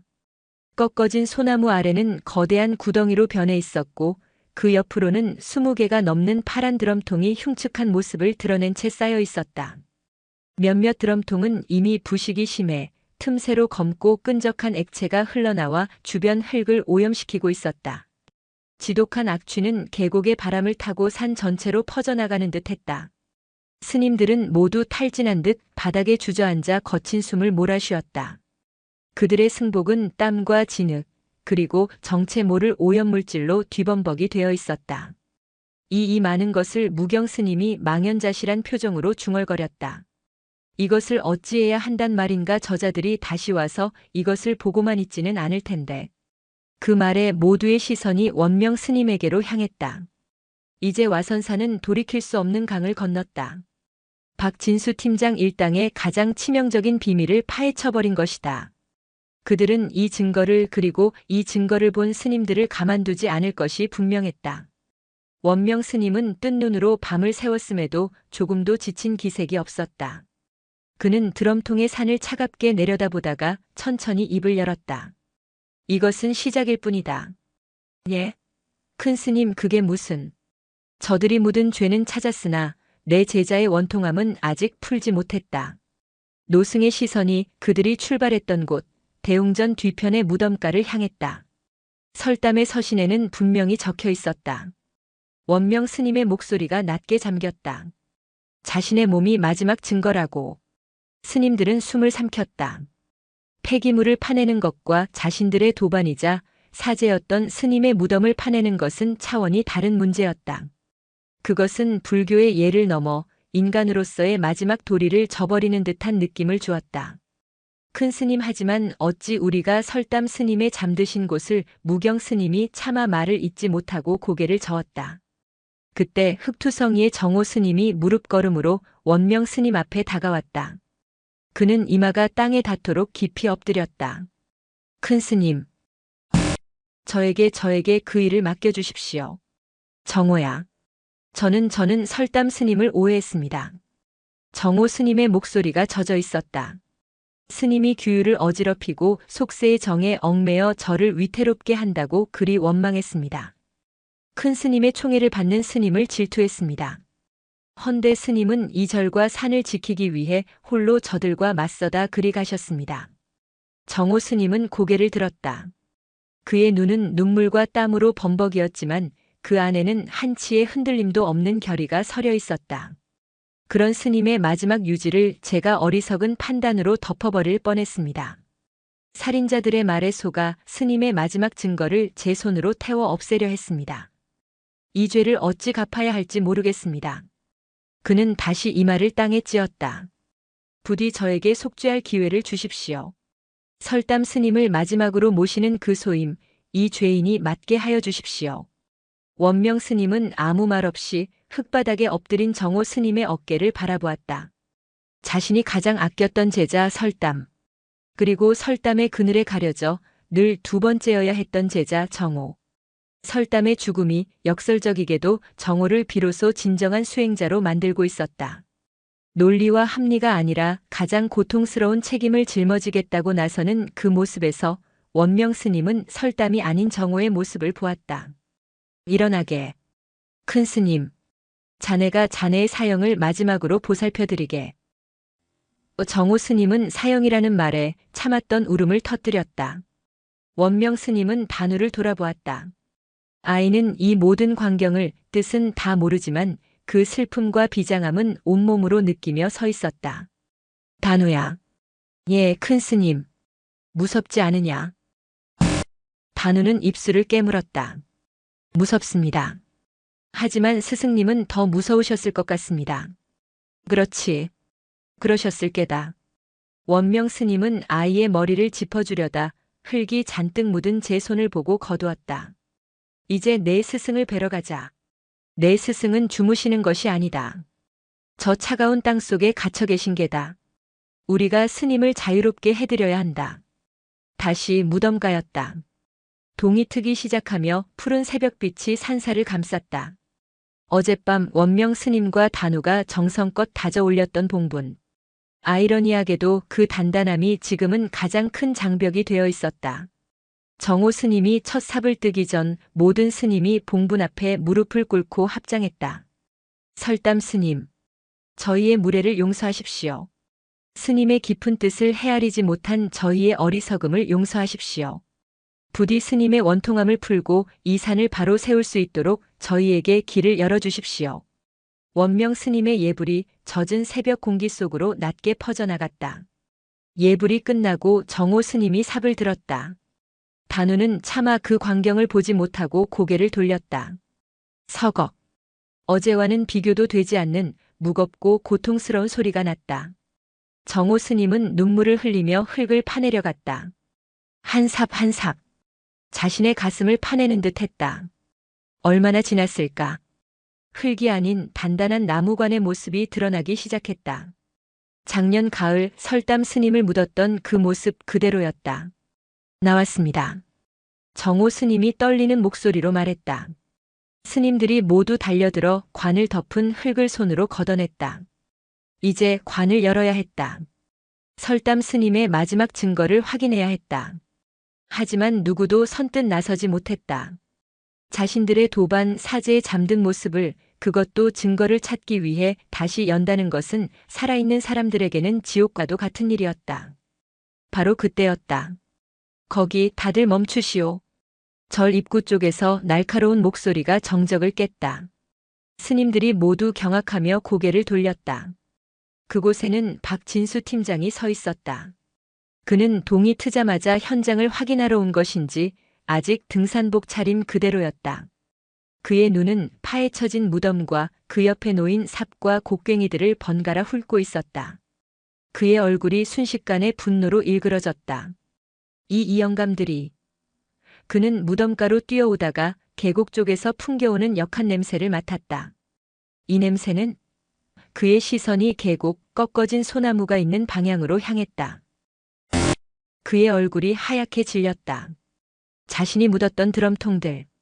그가 자신의 모든 것을 걸고 은폐했던 비밀. 저 스님들이 그것을 파헤친 것이다. 내 이놈들이 감히. 박 팀장의 눈에 살기가 번뜩였다. 그는 더 이상 공무원의 탈을 쓰고 있지 않았다. 궁지에 몰린 짐승의 모습이었다. 당신들이 다 봤구나. 전부 다. 박진수. 원명 스님이 지팡이를 짚고 그의 앞을 막아섰다. 내 놈이로구나. 내 제자를, 내 아들 같은 제자를 죽인 놈이. 죽여? 하. 박 팀장이 코웃음을 쳤다. 늙은 스님이 노망이 드셨나? 증거 있어? 그놈은 발을 헛디뎌 죽은 거야. 실족사라고. 증거? 원명 스님이 자신의 뒤 반쯤 파헤쳐진 무덤을 가리켰다. 증거는 바로 저기 있다. 내 제자의 몸이 내 놈의 죄를 똑똑히 기억하고 있을 게다. 그 말에 박 팀장의 표정이 굳었다. 그는 스님들이 관을 열기 직전이었음을 깨달았다. 그는 품에서 다급하게 휴대폰을 꺼냈다. 움직이지 마. 당신들 지금 국유림 무단 훼손에 불법 매장, 시신 은니까지 내가 싹 다 엮어 넣을 테니까. 그가 어딘가로 다급하게 전화를 걸었다. 어이, 김 반장. 나야. 여기 와선사인데 일이 터졌어. 용역들 싹 다 데리고 지금 당장 올라와. 그래. 그 스님 놈들이야. 아니, 그냥은 안 돼. 연장 챙겨서 와. 그래, 싹 다 밀어버릴 거니까. 전화가 끊겼다. 박 팀장은 스님들을 향해 비릿한 미소를 지었다. 스님들. 내가 어제 좋게 말했지. 그는 주머니에서 담배를 꺼내 물었다. 이제 당신들은 끝났어. 당신들이 판 저 쓰레기들. 그거 다 당신들이 묻은 걸로 만들 거야. 그리고 당신들은 산사태로 이 절과 함께 묻히게 될 게다. 아주 깔끔하게. 새벽의 햇살이 살인자의 눈동자에서 번뜩이는 섬광과 함께 와선사를 비추기 시작했다. 스님들의 손에 들린 삽과 곡괭이는 이제 연장이 아니라 유일한 무기가 되어야 할 판이었다. 산사태로 묻힌다고? 원명 스님이 박 팀장의 말을 되뇌었다. 노승의 얼굴에는 공포가 아닌 깊은 연민과 서늘한 분노가 동시에 감돌았다. 내 놈은 한 생명을 죽인 것도 모자라 이 산에 깃든 모든 생명, 그리고 부처님의 도량까지 내 놈의 탐욕으로 덮으려 하는구나. 탐욕? 하, 이걸 탐욕이라고 하나?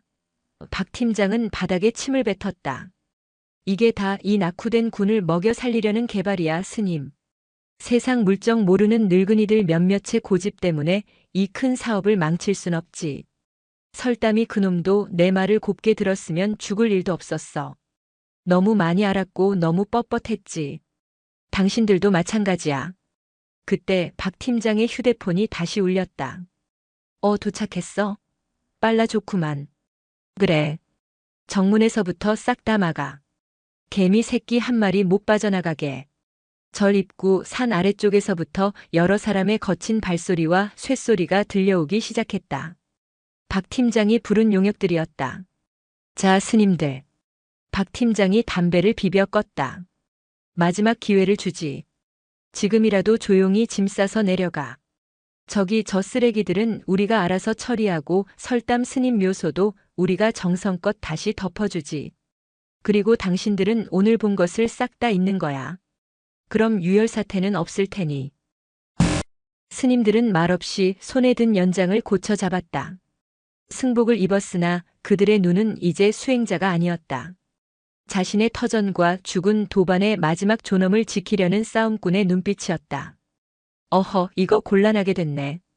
박 팀장이 혀를 차는 순간 용역 대여섯 명이 쇠파이프와 전기 충격기까지 들고 마당으로 들이닥쳤다. 인상차기부터 험악한 자들이었다. 팀장님, 저것들입니까? 우두머리로 보이는 자가 턱짓으로 스님들을 가리켰다. 그래. 저 영감들이랑 저 꼬마놈. 박 팀장이 단우까지 가리키자 그때까지 원명 스님의 등 뒤에 숨어있던 단우가 움찔했다. 저항하면 다리 몽둥이를 부러뜨려서라도 끌어내. 저기 저 구덩이? 저기다 싹 다 쳐넣어. 오케이. 자, 얘들아. 청소 시작하자. 용역들이 낄낄거리며 스님들을 향해 포위망을 좁혀왔다. 정호야. 원명 스님이 외쳤다. 관을 지켜라. 예, 큰 스님. 정호 스님이 파헤쳐진 무덤 구덩이 앞으로 가로막아 섰다. 그의 손에는 삽이 들려 있었다. 저항하는 놈부터 조져. 용역 하나가 쇠파이프를 휘두르며 정호 스님에게 달려들었다. 챙. 정호 스님이 삽자루로 쇠파이프를 막아냈다. 나무 삽자루가 굉음과 함께 쪼개져 나갔지만 정호 스님은 물러서지 않았다. 그는 부러진 삽자루를 쥐고 용역의 복부를 후려쳤다. 크역. 용역이 비명을 지르며 나뒹굴었다. 이 중놈이. 부처님의 도량을 더럽히는 놈들은 살생을 금하는 계율보다 사찰을 지키는 호법의 방편으로 다스릴 뿐이다. 정호 스님이 외쳤다. 개소리 집어치워. 다른 용역들이 일제히 스님들에게 달려들었다. 마당은 순식간에 아수라장이 되었다. 쇠파이프와 삽 곡괭이가 부딪히는 소리, 고함 소리와 비명 소리가 뒤엉켰다. 스님들은 수가 적었고 무기도 보잘것없었다. 하지만 그들은 물러설 곳이 없었다. 자신들의 등 뒤에는 원명 스님과 단우 그리고 진실을 품고 있는 설담의 관이 있었다. 큰 스님, 피하십시오. 무경 스님이 자신을 밀치는 용역과 몸싸움을 벌이며 외쳤다. 하지만 원명 스님은 피하지 않았다. 그는 지팡이를 굳게 쥔 채 이 모든 난동을 지휘하는 박 팀장에게로 한 걸음 한 걸음 걸어갔다. 비켜, 이 늙은이야. 용역 하나가 원명 스님을 밀치려 했다. 원명 스님은 피하지 않았다. 그저 지팡이를 들어 용역의 발등을 세게 내리찍었다. 악! 용역이 발을 붙잡고 쓰러지자 원명 스님은 조금도 흔들림 없이 다시 박 팀장에게로 향했다. 박진수. 노승이 마침내 그의 앞에 섰다. 박 팀장은 자신에게 다가오는 노승의 기백에 눌려 저도 모르게 한 걸음 뒤로 물러섰다. 내 놈이 이 산에 묻은 것은 고작 드럼통 몇 개가 아니다. 뭐야? 내 놈은 내 놈의 양심을 묻었고 내 놈의 인간됨을 묻었고 이 산이 베풀어준 자비를 묻었다. 시끄러워. 박 팀장이 원명 스님의 멱살을 잡으려 손을 뻗는 순간이었다. 갑자기 쿠 마이너스 우웅. 온 산이 울리는 깊고 장엄한 소리가 울려 퍼졌다. 그것은 하늘에서 나는 소리가 아니었다. 와선사의 범종이었다. 모두가 싸움을 멈추고 소리가 나는 곳을 바라보았다. 그곳에는 단우가 제 몸만 한 거대한 닭목, 종치는 나무에 매달려 온 힘을 다해 종을 치고 있었다. 쿠 마이너스 우웅. 범종 소리는 새벽 예불이나 저녁 예불 혹은 산에 큰 불이 나거나 위급한 일이 생겼을 때만 울리는 것이었다. 그 깊은 종소리는 계면산의 골짜기 구석구석을 타고 넘어 산 아래 잠에서 깨어나던 마을 사람들 모두의 귀에까지 남김없이 울려 퍼지고 있었다. 저 꼬마놈이. 박 팀장의 얼굴이 경악으로 물들었다. 저 종소리는 사람들을 부르는 소리였다. 와선사에 무슨 일이 생겼다고 온 동네에 알리는 비상신호였다. 당장 저놈 끌어내. 저 종소리 멈춰. 박 팀장이 미친 듯이 소리쳤다. 용역 2명이 단우에게 달려갔다. 안 돼요. 단우는 종을 치는 것을 멈추지 않았다. 아이의 작은 몸이 닭목에 매달려 앞뒤로 흔들렸다. 아이의 눈에서는 뜨거운 눈물이 쏟아지고 있었다. 스님이 산이 울부짖는 날이라고 했어요. 단우가 용역들을 보며 울부짖었다. 쿠 마이너스 우웅. 지금 와선사가 울고 있어요. 우리 스님이 억울하다고 이 산이 아프다고 울고 있단 말이에요. 아이의 절규는 거대한 범종 소리와 하나가 되어 푸른 새벽 하늘로 그리고 산 아래의 세상을 향해 그칠 줄 모르고 퍼져나갔다. 박 팀장과 용역들은 얼어붙었다.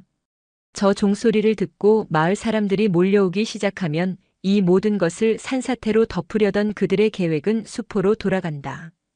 그들은 이제 수백 명의 눈을 상대로 싸워야 할 판이었다.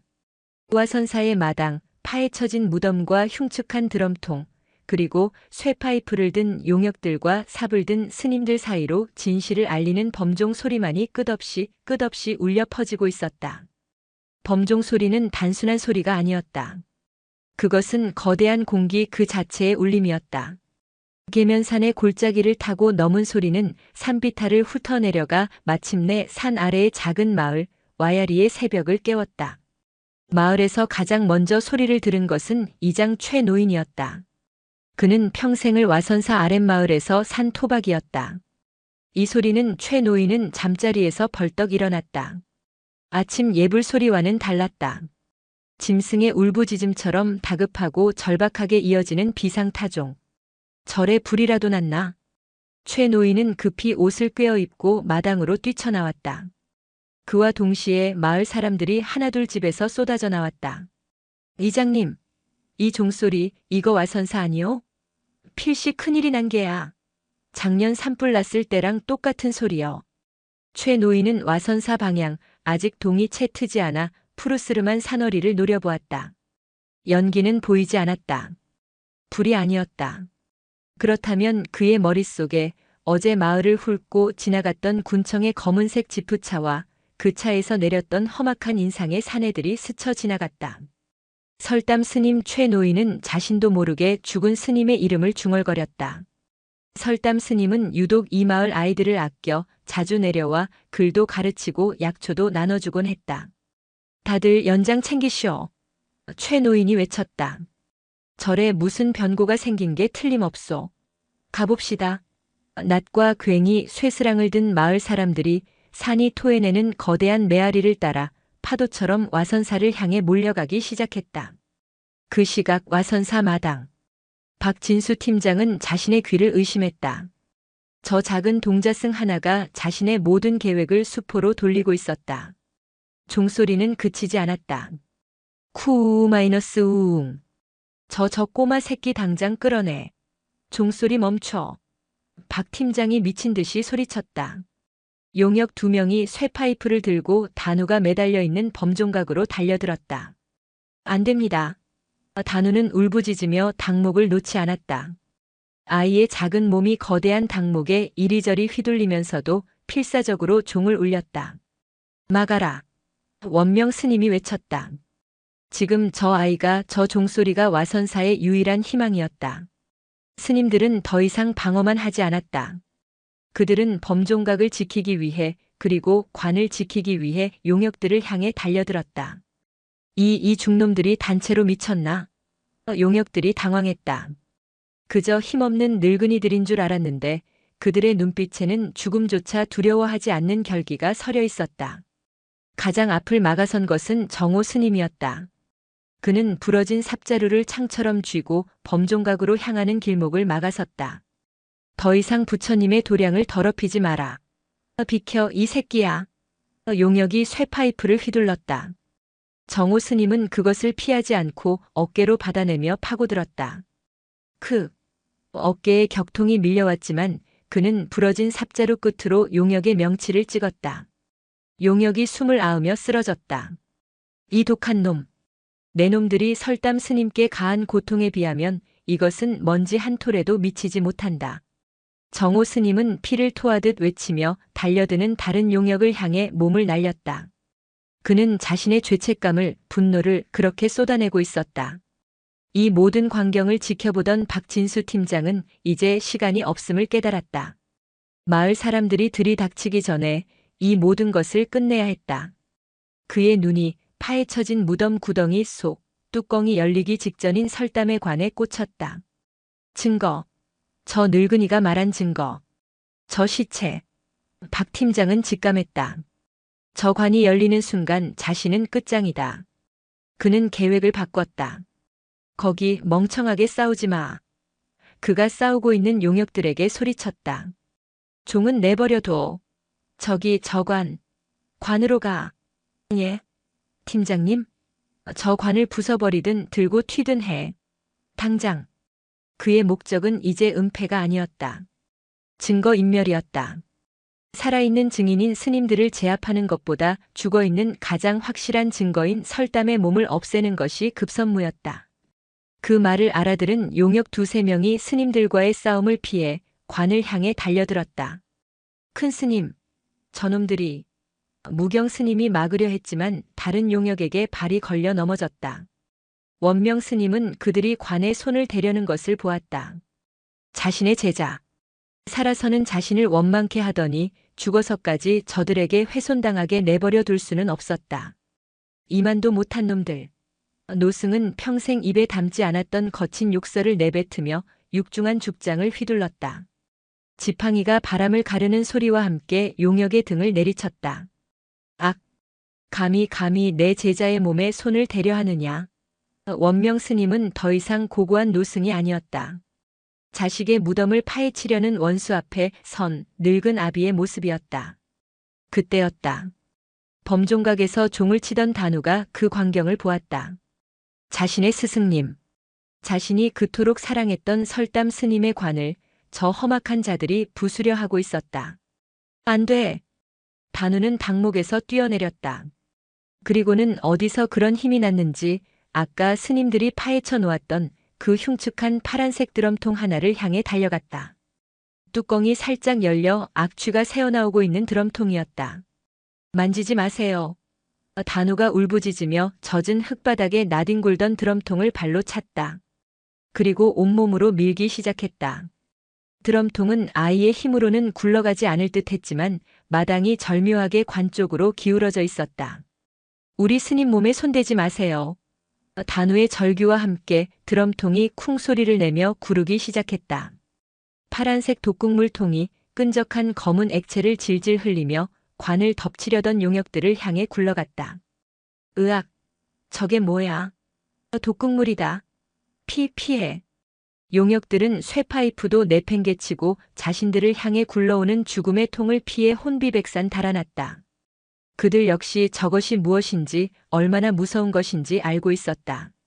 드럼통은 용역 하나를 들이받고는 관 바로 앞에서 멈춰섰다. 덕분에 스님들은 한숨 돌릴 수 있었다. 그들은 급히 관 주위로 모여들어 인간 방패를 만들었다. 단우가 그 작은 아이가 자신의 스승이 남긴 죽음의 증거로 스승의 몸을 지켜낸 것이다. 이 기막힌 대치 상황. 바로 그때 절 입구에서 산길을 뛰어 올라온 마을 사람들의 함성이 터져나왔다. 무슨 일이요? 스님들, 괜찮으신게요? 최 노인을 필두로 괭이와 쇠스랑을 든 마을 사람 20여 명이 마당으로 쏟아져 들어왔다. 그들의 눈에 비친 광경은 지옥도 그 자체였다. 피투성이가 된 스님들, 쇠파이프를 든 험악한 용역들, 파헤쳐진 무덤과 열린 관, 그리고 사방에 나뒹구는 정체 모를 파란 드럼통들. 저놈들. 최 노인의 눈이 박진수 팀장에게 꽂혔다. 박진수는 끝났음을 직감했다. 용역들은 마을 사람들이 들이닥치자 이미 전의를 상실하고 뒷걸음질 치고 있었다. 햇살이 완연한 아침의 햇살이 계면산의 이 끔찍한 비밀을 낱낱이 비추고 있었다. 박진수는 포위당했다. 그는 횃불처럼 타오르는 마을 사람들의 분노 어린 시선과 자신이 묻었던 과거의 망령들 드럼통과 그리고 자신을 지옥으로 끌어내릴 미래관 속의 증거 사이에 완벽하게 갇혀버렸다. 이게 다 무슨 사달이오? 최 노장이 괭이를 든 손을 부들부들 떨며 외쳤다. 그의 눈에는 경악과 분노가 동시에 서려 있었다. 마을 사람들은 와선사의 참혹한 광경에 입을 다물지 못했다. 그들은 자신들이 물을 길어 마시던 계곡의 상류, 그 신성한 절마당에 저런 흉측한 독극물통이 나뒹굴고 있으리라고는 상상도 하지 못했다. 저자들을 당장 잡아라. 마을 청년 하나가 쇠스랑을 들고 용역들에게 달려들려 했다. 잠깐. 원명 스님이 그를 막았다. 노승은 피가 흐르는 이마를 닦지도 않은 채 마을 사람들 앞으로 나섰다. 그리고 박진수 팀장을 가리켰다. 저자는 군청 산림개발팀의 박진수라는 자요. 군청? 군청 직원이 어찌 이 난리를. 저자는 공무원의 탈을 쓴 살인자요. 살인자라는 말에 마당은 얼음물을 끼얹은 듯 조용해졌다. 여러분들이 아끼던 설담 스님은 병으로 돌아가신 것이 아니오. 저자들이 이 산에 묻은 저 독극물들을 목격하시고 그것을 막으려다 저자의 손에 살해당하셨소. 마을 사람들의 얼굴이 충격으로 하얗게 질렸다. 스님 지금 그게 무슨 말씀이시오? 설담 스님이 살해당했다니. 박진수는 이판사판이었다. 거짓말. 늙은 스님이 노망이 났나? 나는 이 절이 불법으로 묘를 쓰고 저런 폐기물을 묻는 것을 적발하러 온 것이오. 저 중들이 나를 공격한 거란 말이오. 저것들 싹 다 현행범으로 체포해야 하오. 박진수의 발악에 가까운 외침에 마을 사람들이 잠시 술렁였다. 그때 정호 스님이 피 묻은 승복을 입은 채로 나섰다. 거짓말은 내 놈이 하고 있다, 박진수. 정호 스님은 품에서 설담 스님이 남긴 서신을 꺼내 들었다. 여기 설담 스님께서 돌아가시기 전 자신의 손으로 직접 남기신 유서가 있다. 내 놈이 자신을 절벽에서 밀었다는 것과 내 놈이 묻은 저 드럼통의 위치까지 모든 것이 이 안에 적혀 있다. 뭐? 유서? 박진수의 얼굴이 급격하게 무너졌다. 그는 설담이 즉사하지 않고 며칠간 더 살아있었다는 사실을, 그리고 이런 결정적인 증거를 남겼다는 사실을 알지 못했다. 그것도 조작이야. 저 중놈들이 다 꾸며낸 거라. 조작이라? 원명 스님이 박진수의 말을 끊었다. 노승은 천천히 모든 이의 시선이 집중된 뚜껑이 열리기 직전의 관으로 다가갔다. 그렇다면 내 놈의 죄가 조작인지 내 제자의 원통함이 진실인지 이 자리에서 모든 이가 보는 앞에서 확인해 보아야겠구나. 원명 스님은 정호 스님과 무경 스님을 돌아보았다. 10개. 큰 스님. 10개. 내 제자의 마지막 모습을 모두가 보아야 하네. 그것이 설담이 원했던 것일세. 정호 스님은 떨리는 손으로 관뚜껑에 손을 얹었다. 마을 사람들 심지어 겁에 질려 도망치려던 용역들까지 모두가 그 장면에 숨을 죽였다. 단우는 차마 보지 못하고 원명 스님의 옷자락을 꽉 쥐었다. 끼익 관뚜껑이 밀려나며 무거운 나무 마찰음이 났다. 그리고 흙먼지와 함께 관 속의 모습이 아침 햇살 아래 드러났다. 아이고 설담 스님. 가장 먼저 터져 나온 것은 마을 안악들의 울음이었다. 관 속에는 작년 가을의 그 모습 그대로 설담 스님이 수에 대신 평소 입던 누더기 승복을 입은 채 누워 있었다. 가뭄에 말라버린 몸은 이미 부패가 진행되어 형언할 수 없는 모습이었지만 그것이 설담 스님임은 누구도 부정할 수 없었다. 보시오. 원명 스님의 목소리가 벼락처럼 내리쳤다. 그는 관 속을 가리켰다. 병으로 곱게 누워 입적한 이의 모습이 저러할 수 있단 말이오. 노승은 떨리는 손으로 관 속에 안치된 설담 스님의 왼쪽 팔을 가리켰다. 소매 밖으로 드러난 팔은 피부가 썩어 문드러졌음에도 불구하고 팔꿈치 아랫부분이 기괴한 각도로 꺾여 있었다. 누가 보아도 단순한 골절이 아닌 외부의 엄청난 충격으로 인해 뼈가 박살난 흔적이었다. 그리고 여기 원명 스님은 차마 손대지 못하고 설담 스님의 가슴 부분을 가리켰다. 갈비뼈가 있던 자리가 기이하게 함몰되어 있었다. 저것이 어찌 병으로 죽은 자의 모습인가? 저것은 명백히 절벽에서 굴러떨어져 바위에 지시겨진 자의 모습이 아닌가? 모두가 할 말을 잃었다. 그때 최 노장이 무릎을 꿇고 관 옆으로 다가왔다. 그는 설담 스님이 입적했을 때 스님들을 도와 관을 운구했던 사람 중 하나였다. 그랬었소. 최 노장이 땅을 치며 울부짖었다.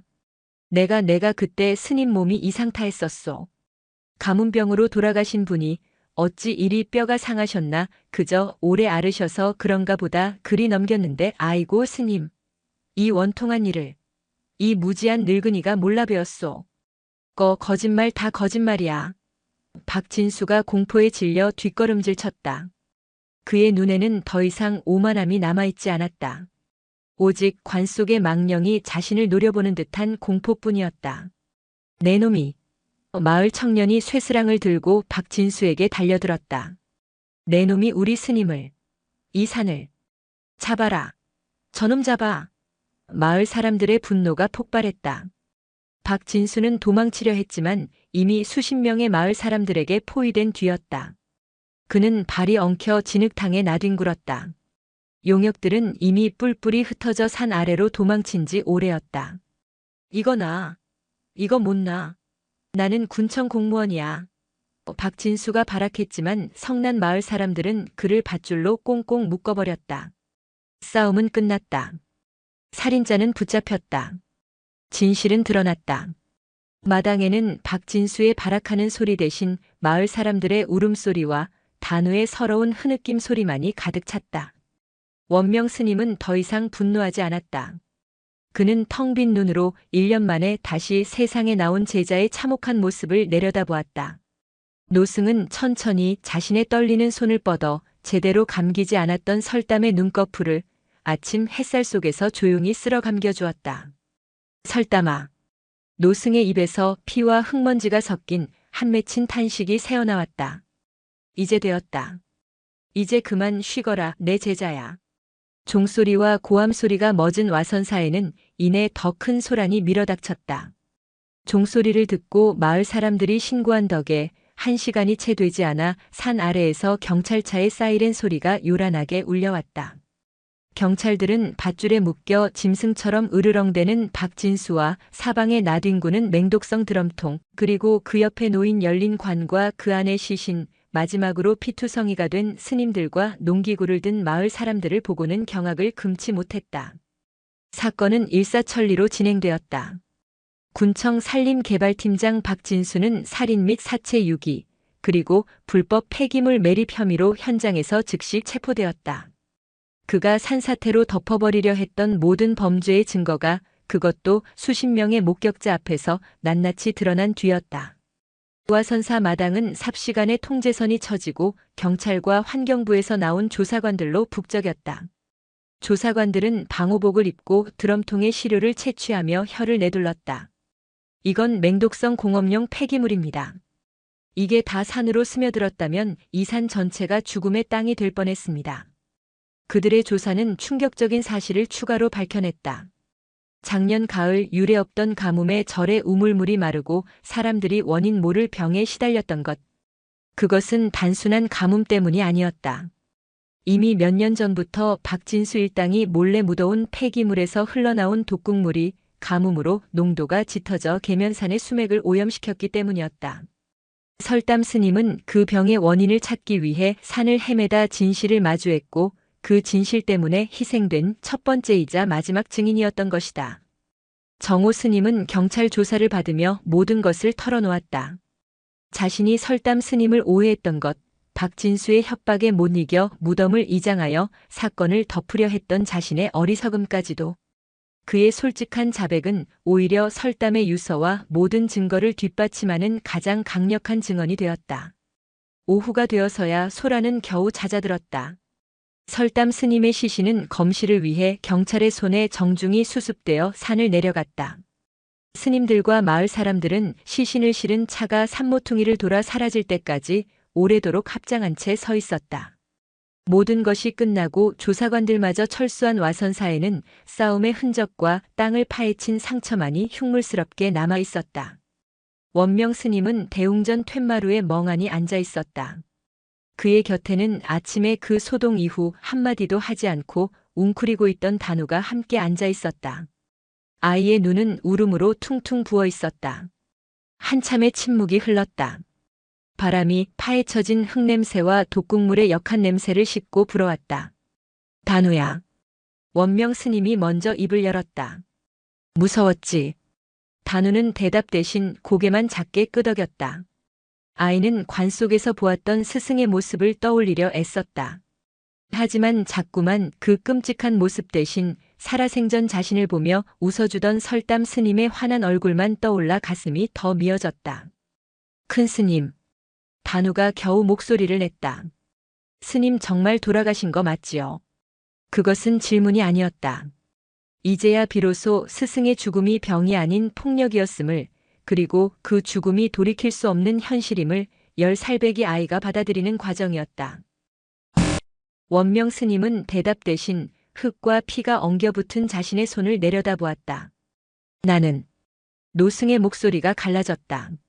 나는 내 제자가 적인 줄 알았다. 단우가 고개를 들어 스님을 바라보았다. 나는 설담이 이 절의 규율을 어지럽힌다고 미워했다. 나의 가르침을 따르지 않고 산 아래를 떠돌고 근본 모를 너를 데려와 내 마음을 어지럽힌다고 원망했다. 내 수행이 부족하여 내 아픈 제자의 그 깊은 뜻을 그저 못난 시기심으로 덮어버린 게야. 원명 스님은 괴로운 듯 눈을 감았다. 나는 저 박진수와 다를 바 없는 놈이다. 그놈은 몽둥이로 내 제자를 죽였지만 나는 나의 그 모진 말로 매일같이 내 제자를 밟고 2번 죽였다.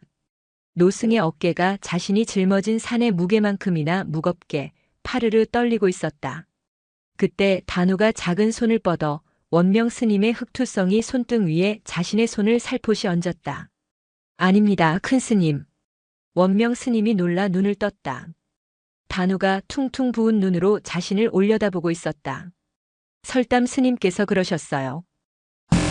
큰 스님은 산이시라고 하셨어요. 무어라? 큰 스님은 계면산 그 자체시라고.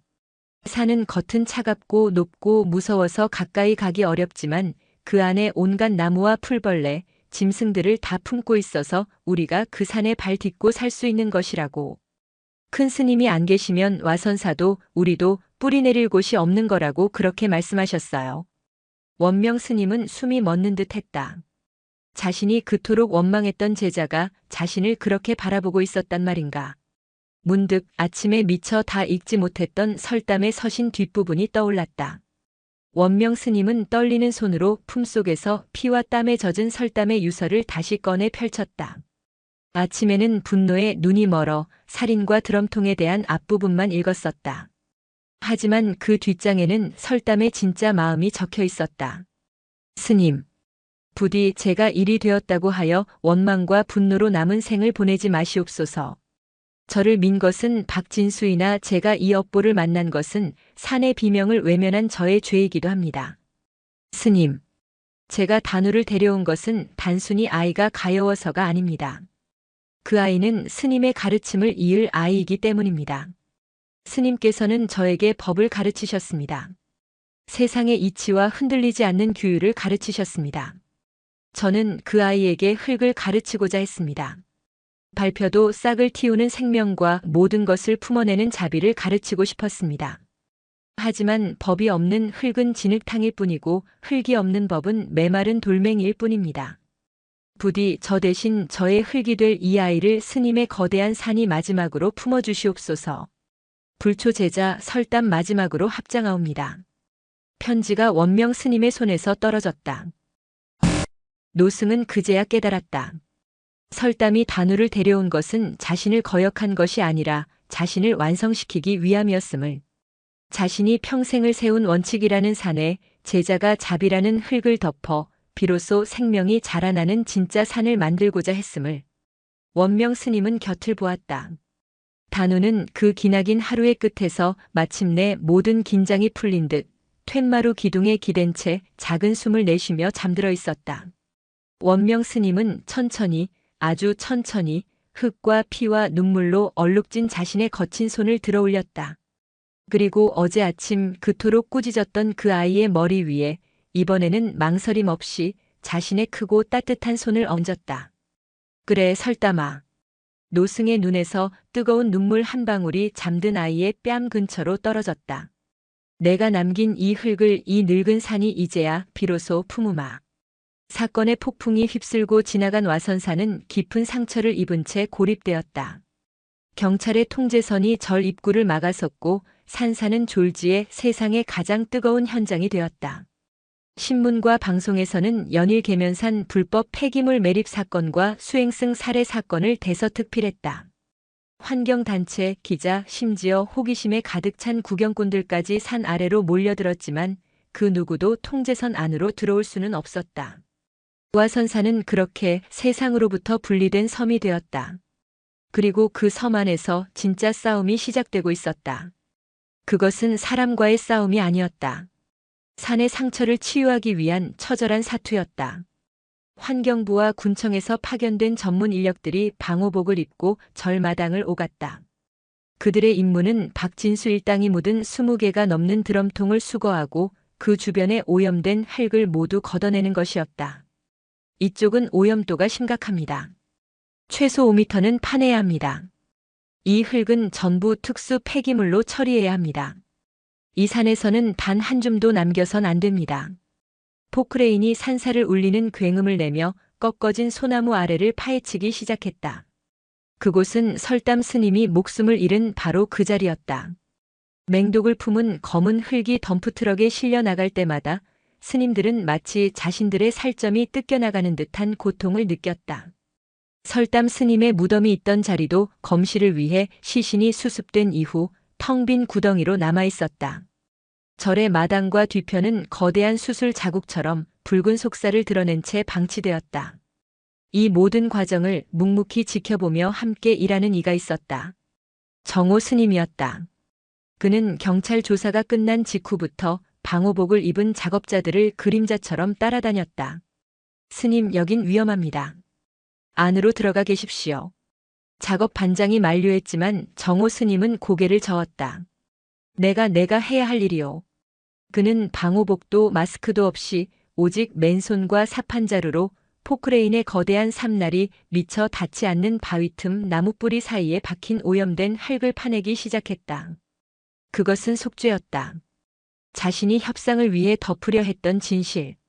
자신이 합리라는 이름으로 외면했던 사형의 절규. 그 죄의 무게가 그가 퍼내는 한 사판 삽의 흙에 실려 있었다. 그의 손은 터지고 갈라져 피가 배어나왔지만 그는 멈추지 않았다. 마치 자신을 벌하듯 그는 이 산의 가장 깊은 상처를 제 손으로 꿰매고 있었다. 정호야. 며칠 만에 원명 스님이 그에게 다가왔다. 정호 스님은 흙투성이의 얼굴을 들었다. 그의 눈은 퀭안이 들어가 있었지만 그 안의 불길은 아직 꺼지지 않았다. 그만하거라. 내가 할 수 있는 일이 아니다. 아닙니다, 큰 스님. 정호 스님이 거친 숨을 몰아쉬며 대답했다. 이 흙을 걷어내지 않으면 이 산은 영원히 병들 것입니다. 설담 스님이 저 차가운 땅 속에서 이 흙을 맨손으로 막아내려 하셨습니다. 그런데 저는 아무것도 모르고 이 흙을 덮어주지는 못할 망정 오히려 스님을 파내려 했습니다. 이 흙이 다 사라질 때까지, 설담 스님께서 이 산에 뿌리신 그 피눈물이 다 닦일 때까지 저는 멈출 수 없습니다. 원명 스님은 더 이상 그를 말리지 않았다. 그것이 정호가 스스로를 구원하는 유일한 길임을 노승은 알고 있었다. 그 즈음 단우는 작은 골방에서 두문불출했다. 그날의 충격은 10살 아이가 감당하기에는 너무도 컸다. 관 속의 스승님 모습, 쇠파이프를 든 용역들, 피 흘리던 스님들, 그리고 자신이 울부짖으며 쳤던 종소리. 모든 것이 악몽처럼 아이를 짓눌렀다. 원명 스님은 그런 단우를 억지로 끌어내지 않았다. 그저 매일 공양간에서 갓 지은 따뜻한 밥과 맑은 국을 손수 가져다 골방 문 앞에 놓아둘 뿐이었다. 단우야, 밥이다. 노승은 그 한마디만 남기고 돌아섰다. 사건이 있고 닷새째 되던 날, 단우는 문을 열고 나왔다. 아이는 수척해져 있었지만 눈빛만은 묘하게 단단해져 있었다. 아이는 마당을 가로질러 원명 스님이 홀로 앉아 있는 툇마루로 향했다. 큰 스님, 나왔느냐?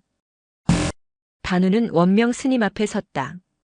그리고는 며칠 전 원명 스님이 자신에게 했던 그 말을 그대로 돌려주었다. 무서웠습니다. 원명 스님이 고개를 들어 아이를 바라보았다. 하지만 이제 괜찮습니다. 설담 스님께서 꿈에 나오셨습니다. 설담이가? 노승의 어깨가 미세하게 떨렸다. 네. 단우는 덤덤하게 말했다. 스님께서 저를 보고 웃으셨습니다. 그리고 이제 춥지 않다고 하셨습니다. 그리고 고맙다고 하셨습니다. 무엇이 고맙다 하시더냐? 그냥 고맙다고. 큰 스님께도 정호 스님께도 그리고 저에게도. 이제 발 뻗고 잘 수 있겠다고 하셨습니다. 원명 스님은 눈을 감았다. 그러셨구나. 내 스승이 이제야 두 발을 뻗는구나. 노승의 눈시울에서 뜨거운 것이 흘러내렸다. 단우는 툇마루에 앉아 아무 말 없이 자신의 작은 손으로 노승의 주름진 손등을 토닥였다. 그날 이후 단우는 더 이상 울지 않았다. 그날 오후 단우는 삽을 들고 밖으로 나갔다. 아이는 정호 스님이 흙을 파내는 곳으로 가지 않았다. 그 반대편 설담 스님의 무덤이 있던 텅 빈 구덩이로 향했다. 그곳은 이제 증거로서의 역할이 끝나 사건 현장의 상흔처럼 방치되어 있었다.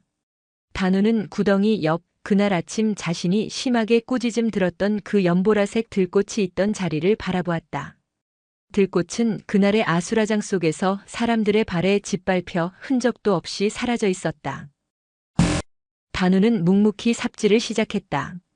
자신이 스승의 무덤을 다지려 했던 것처럼 이제는 텅 비어버린 그 구덩이를 깨끗한 산의 흙으로 다시 메우기 시작했다. 한 삽 한 삽. 아이는 흙을 붓고 작은 발로 그 위를 꾹꾹 밟아 다졌다. 설담 스님이 가르쳐준 대로였다. 밟혀야 단단해진다. 밟혀야 씨앗이 뿌리를 내린다. 저 멀리서 정호 스님이 독을 품은 흙을 파내고 있었다. 이곳에서는 단우가 상처 입은 땅에 새 흙을 덮고 있었다. 한 사람은 과거의 죄를 씻어내고 있었고 한 사람은 미래의 희망을 다지고 있었다. 원명 스님은 툇마루에 앉아 자신의 두 제자가 한 명은 죽어서 한 명은 살아서 그리고 또 다른 어린 제자가 자신이 평생을 지켜온 이 산의 가장 깊은 상처를 스스로의 방식으로 치유하는 모습을 해질녘까지 말없이 지켜보고 있었다. 상처는 깊었지만 새싹은 그 상처 위에서부터 다시 돋아나고 있었다. 계절이 바뀌었다. 와선사를 뒤덮었던 핏자국과 흙먼지는 이내 가을 낙엽에 덮였고 그 위로 하얀 눈이 소복이 쌓였다. 계면산은 깊은 겨울잠에 들었다. 그 사이 세상은 한바탕 시끄러웠다. 박진수 일당의 재판은 국민적 관심사가 되었다. 설담 스님의 유서와 뼈의 증언, 그리고 정호 스님의 자백에 가까운 증언은 그들의 범죄를 입증하기에 차고 넘쳤다. 박진수는 살인 및 환경범죄로 무기징역을 선고받았다. 하지만 그에게 불법 폐기물을 맡겼던 대기업과 이를 묵인해준 군청의 더 높은 윗선들은 증거 불충분과 꼬리 자르기로 대부분 법망을 빠져나갔다. 세상의 법은 그러했다. 정호 스님은 신문을 통해 그 소식을 접하고 방 안에 틀어박혀 사흘간 나오지 않았다. 그는 설담 스님의 죽음이 온전히 보상받지 못했다는 세속의 분노와 그럼에도 불구하고 수행자는 평정심을 지녀야 한다는 당위 사이에서 고뇌했다. 사흘째 되던 날 방문을 열고 나온 정호 스님의 얼굴은 한겨울의 얼음장처럼 차갑고도 평온했다. 그는 그 길로 눈보라가 치는 산을 내려갔다. 그가 돌아온 것은 이틀 뒤였다. 그의 손에는 작은 흰색 보자기에 싼 함이 들려 있었다. 검시와 재판 절차가 모두 끝나 마침내 자유로워진 설담 스님의 유골이었다. 화장. 설담 스님이 그토록 피하려 했던 것. 하지만 그의 뼈는 마지막 증언을 다했고 이제는 한 줌의 재가 되어 그토록 그리워했던 산으로 돌아왔다. 원명 스님은 제자의 유골함을 받아들고 대웅전 부처님의 발 아래 조용히 내려놓았다. 이제야 돌아왔느냐? 노승은 그 한마디 외에는 아무 말도 하지 않았다.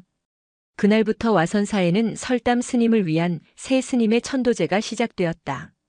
원명 스님은 목탁을 잡았고 정호 스님은 징을 울렸고 단우는 그 옆에서 아직은 서툰 목소리로 경전을 따라 읽었다. 쿵 정호 스님이 징을 울릴 때마다 그 소리는 마치 그날 아침 단우가 울렸던 범종의 메아리처럼 겨울산을 깊고 낮게 울렸다. 그것은 죽은 자를 위한 소리이자 산 자들의 참회를 위한 소리였다.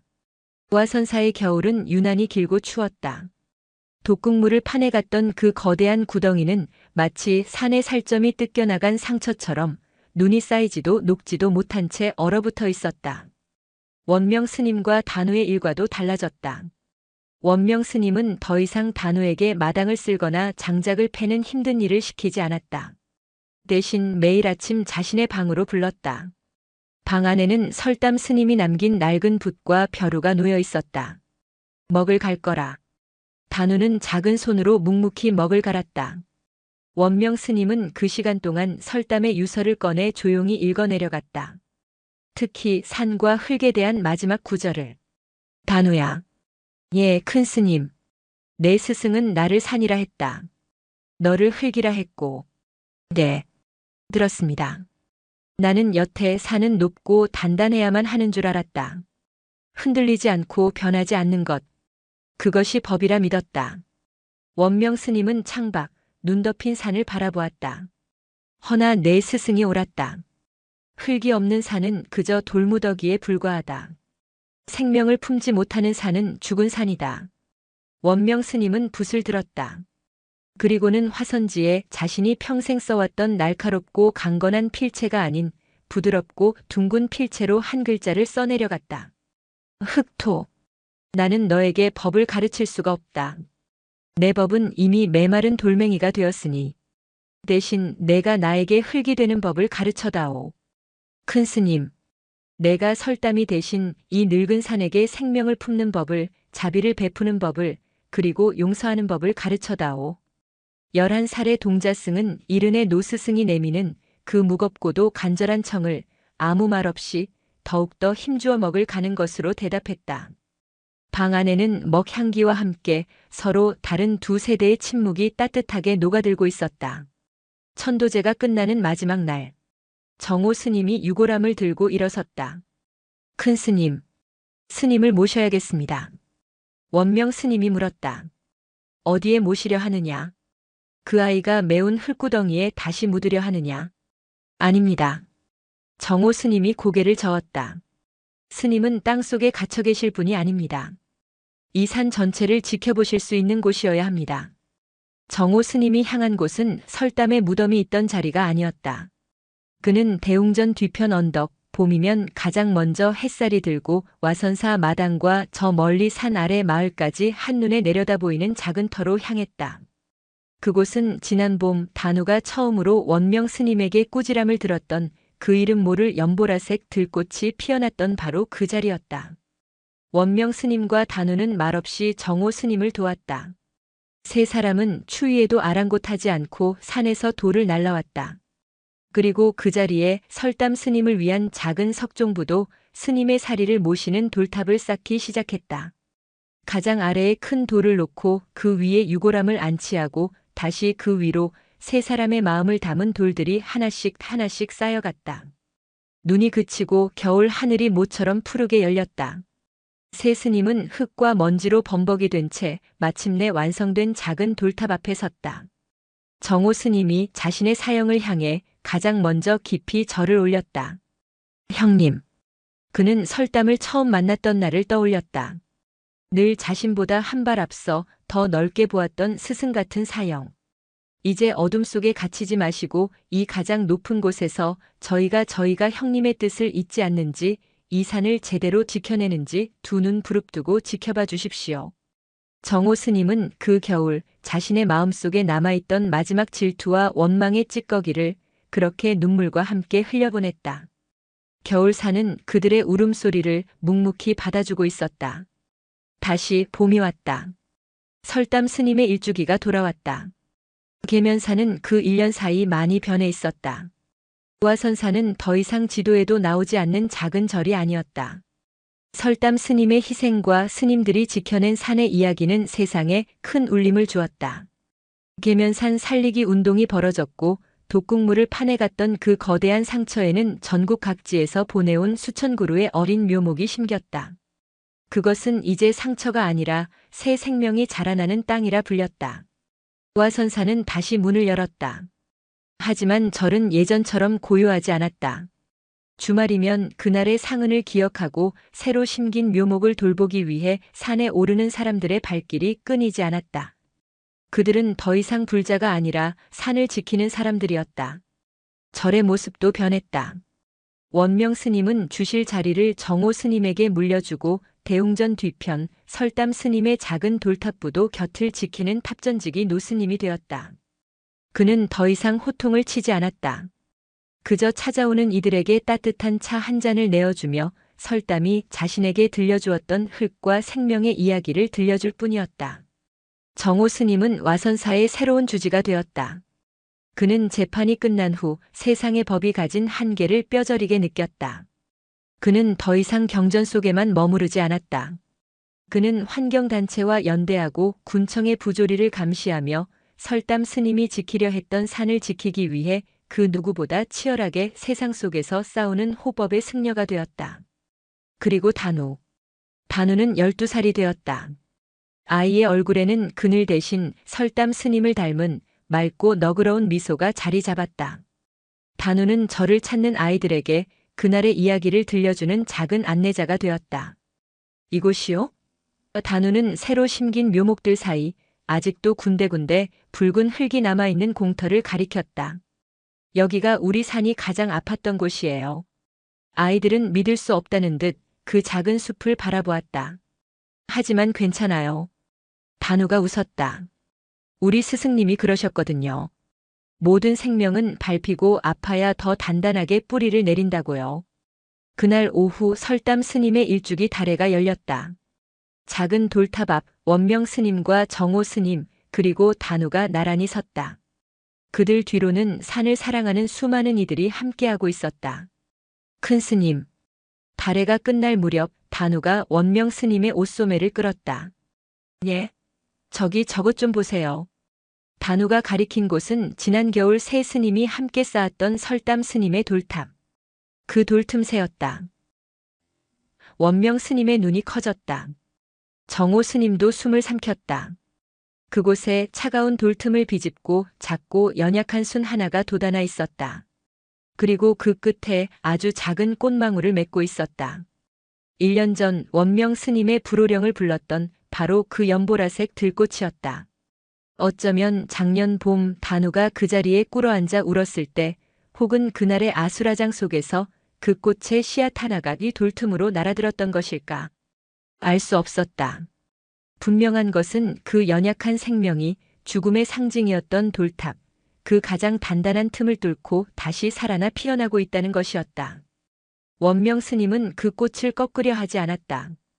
밟힐까 걱정하지도 않았다. 그저 존경과 경이로움이 가득한 눈으로 그 작은 생명을 바라볼 뿐이었다. 노승은 단우를 돌아보았다. 그리고 그날 처음으로 아이를 보며 환하게 웃었다. 그것은 산이 짓는 미소가 아니었다. 따뜻한 흙이 짓는 미소였다. 그래, 단우야. 원명 스님이 아이의 손을 잡았다. 내 스승이 돌아왔구나. 저 상처 위로 꽃으로 다시 돌아오셨구나. 노스님은 자신의 꾸짖음이 틀렸음을, 그리고 제자의 말이 옳았음을 온 마음으로 깨달았다. 꽃은 밟혀서 꺾이는 것이 아니었다. 마음은 밟혀서 자라나는 것이었다.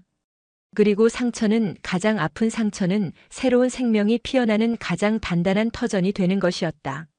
원명 스님과 단우, 늙은 산과 젊은 흙은 돌탑 위에 피어난 그 작은 들꽃을 향해 나란히 합장했다. 봄바람이 설담 스님의 웃음소리처럼 계면산 전체를 따뜻하게 감싸고 있었다. 영상이 마음에 드셨다면 구독과 좋아요, 댓글 부탁드립니다.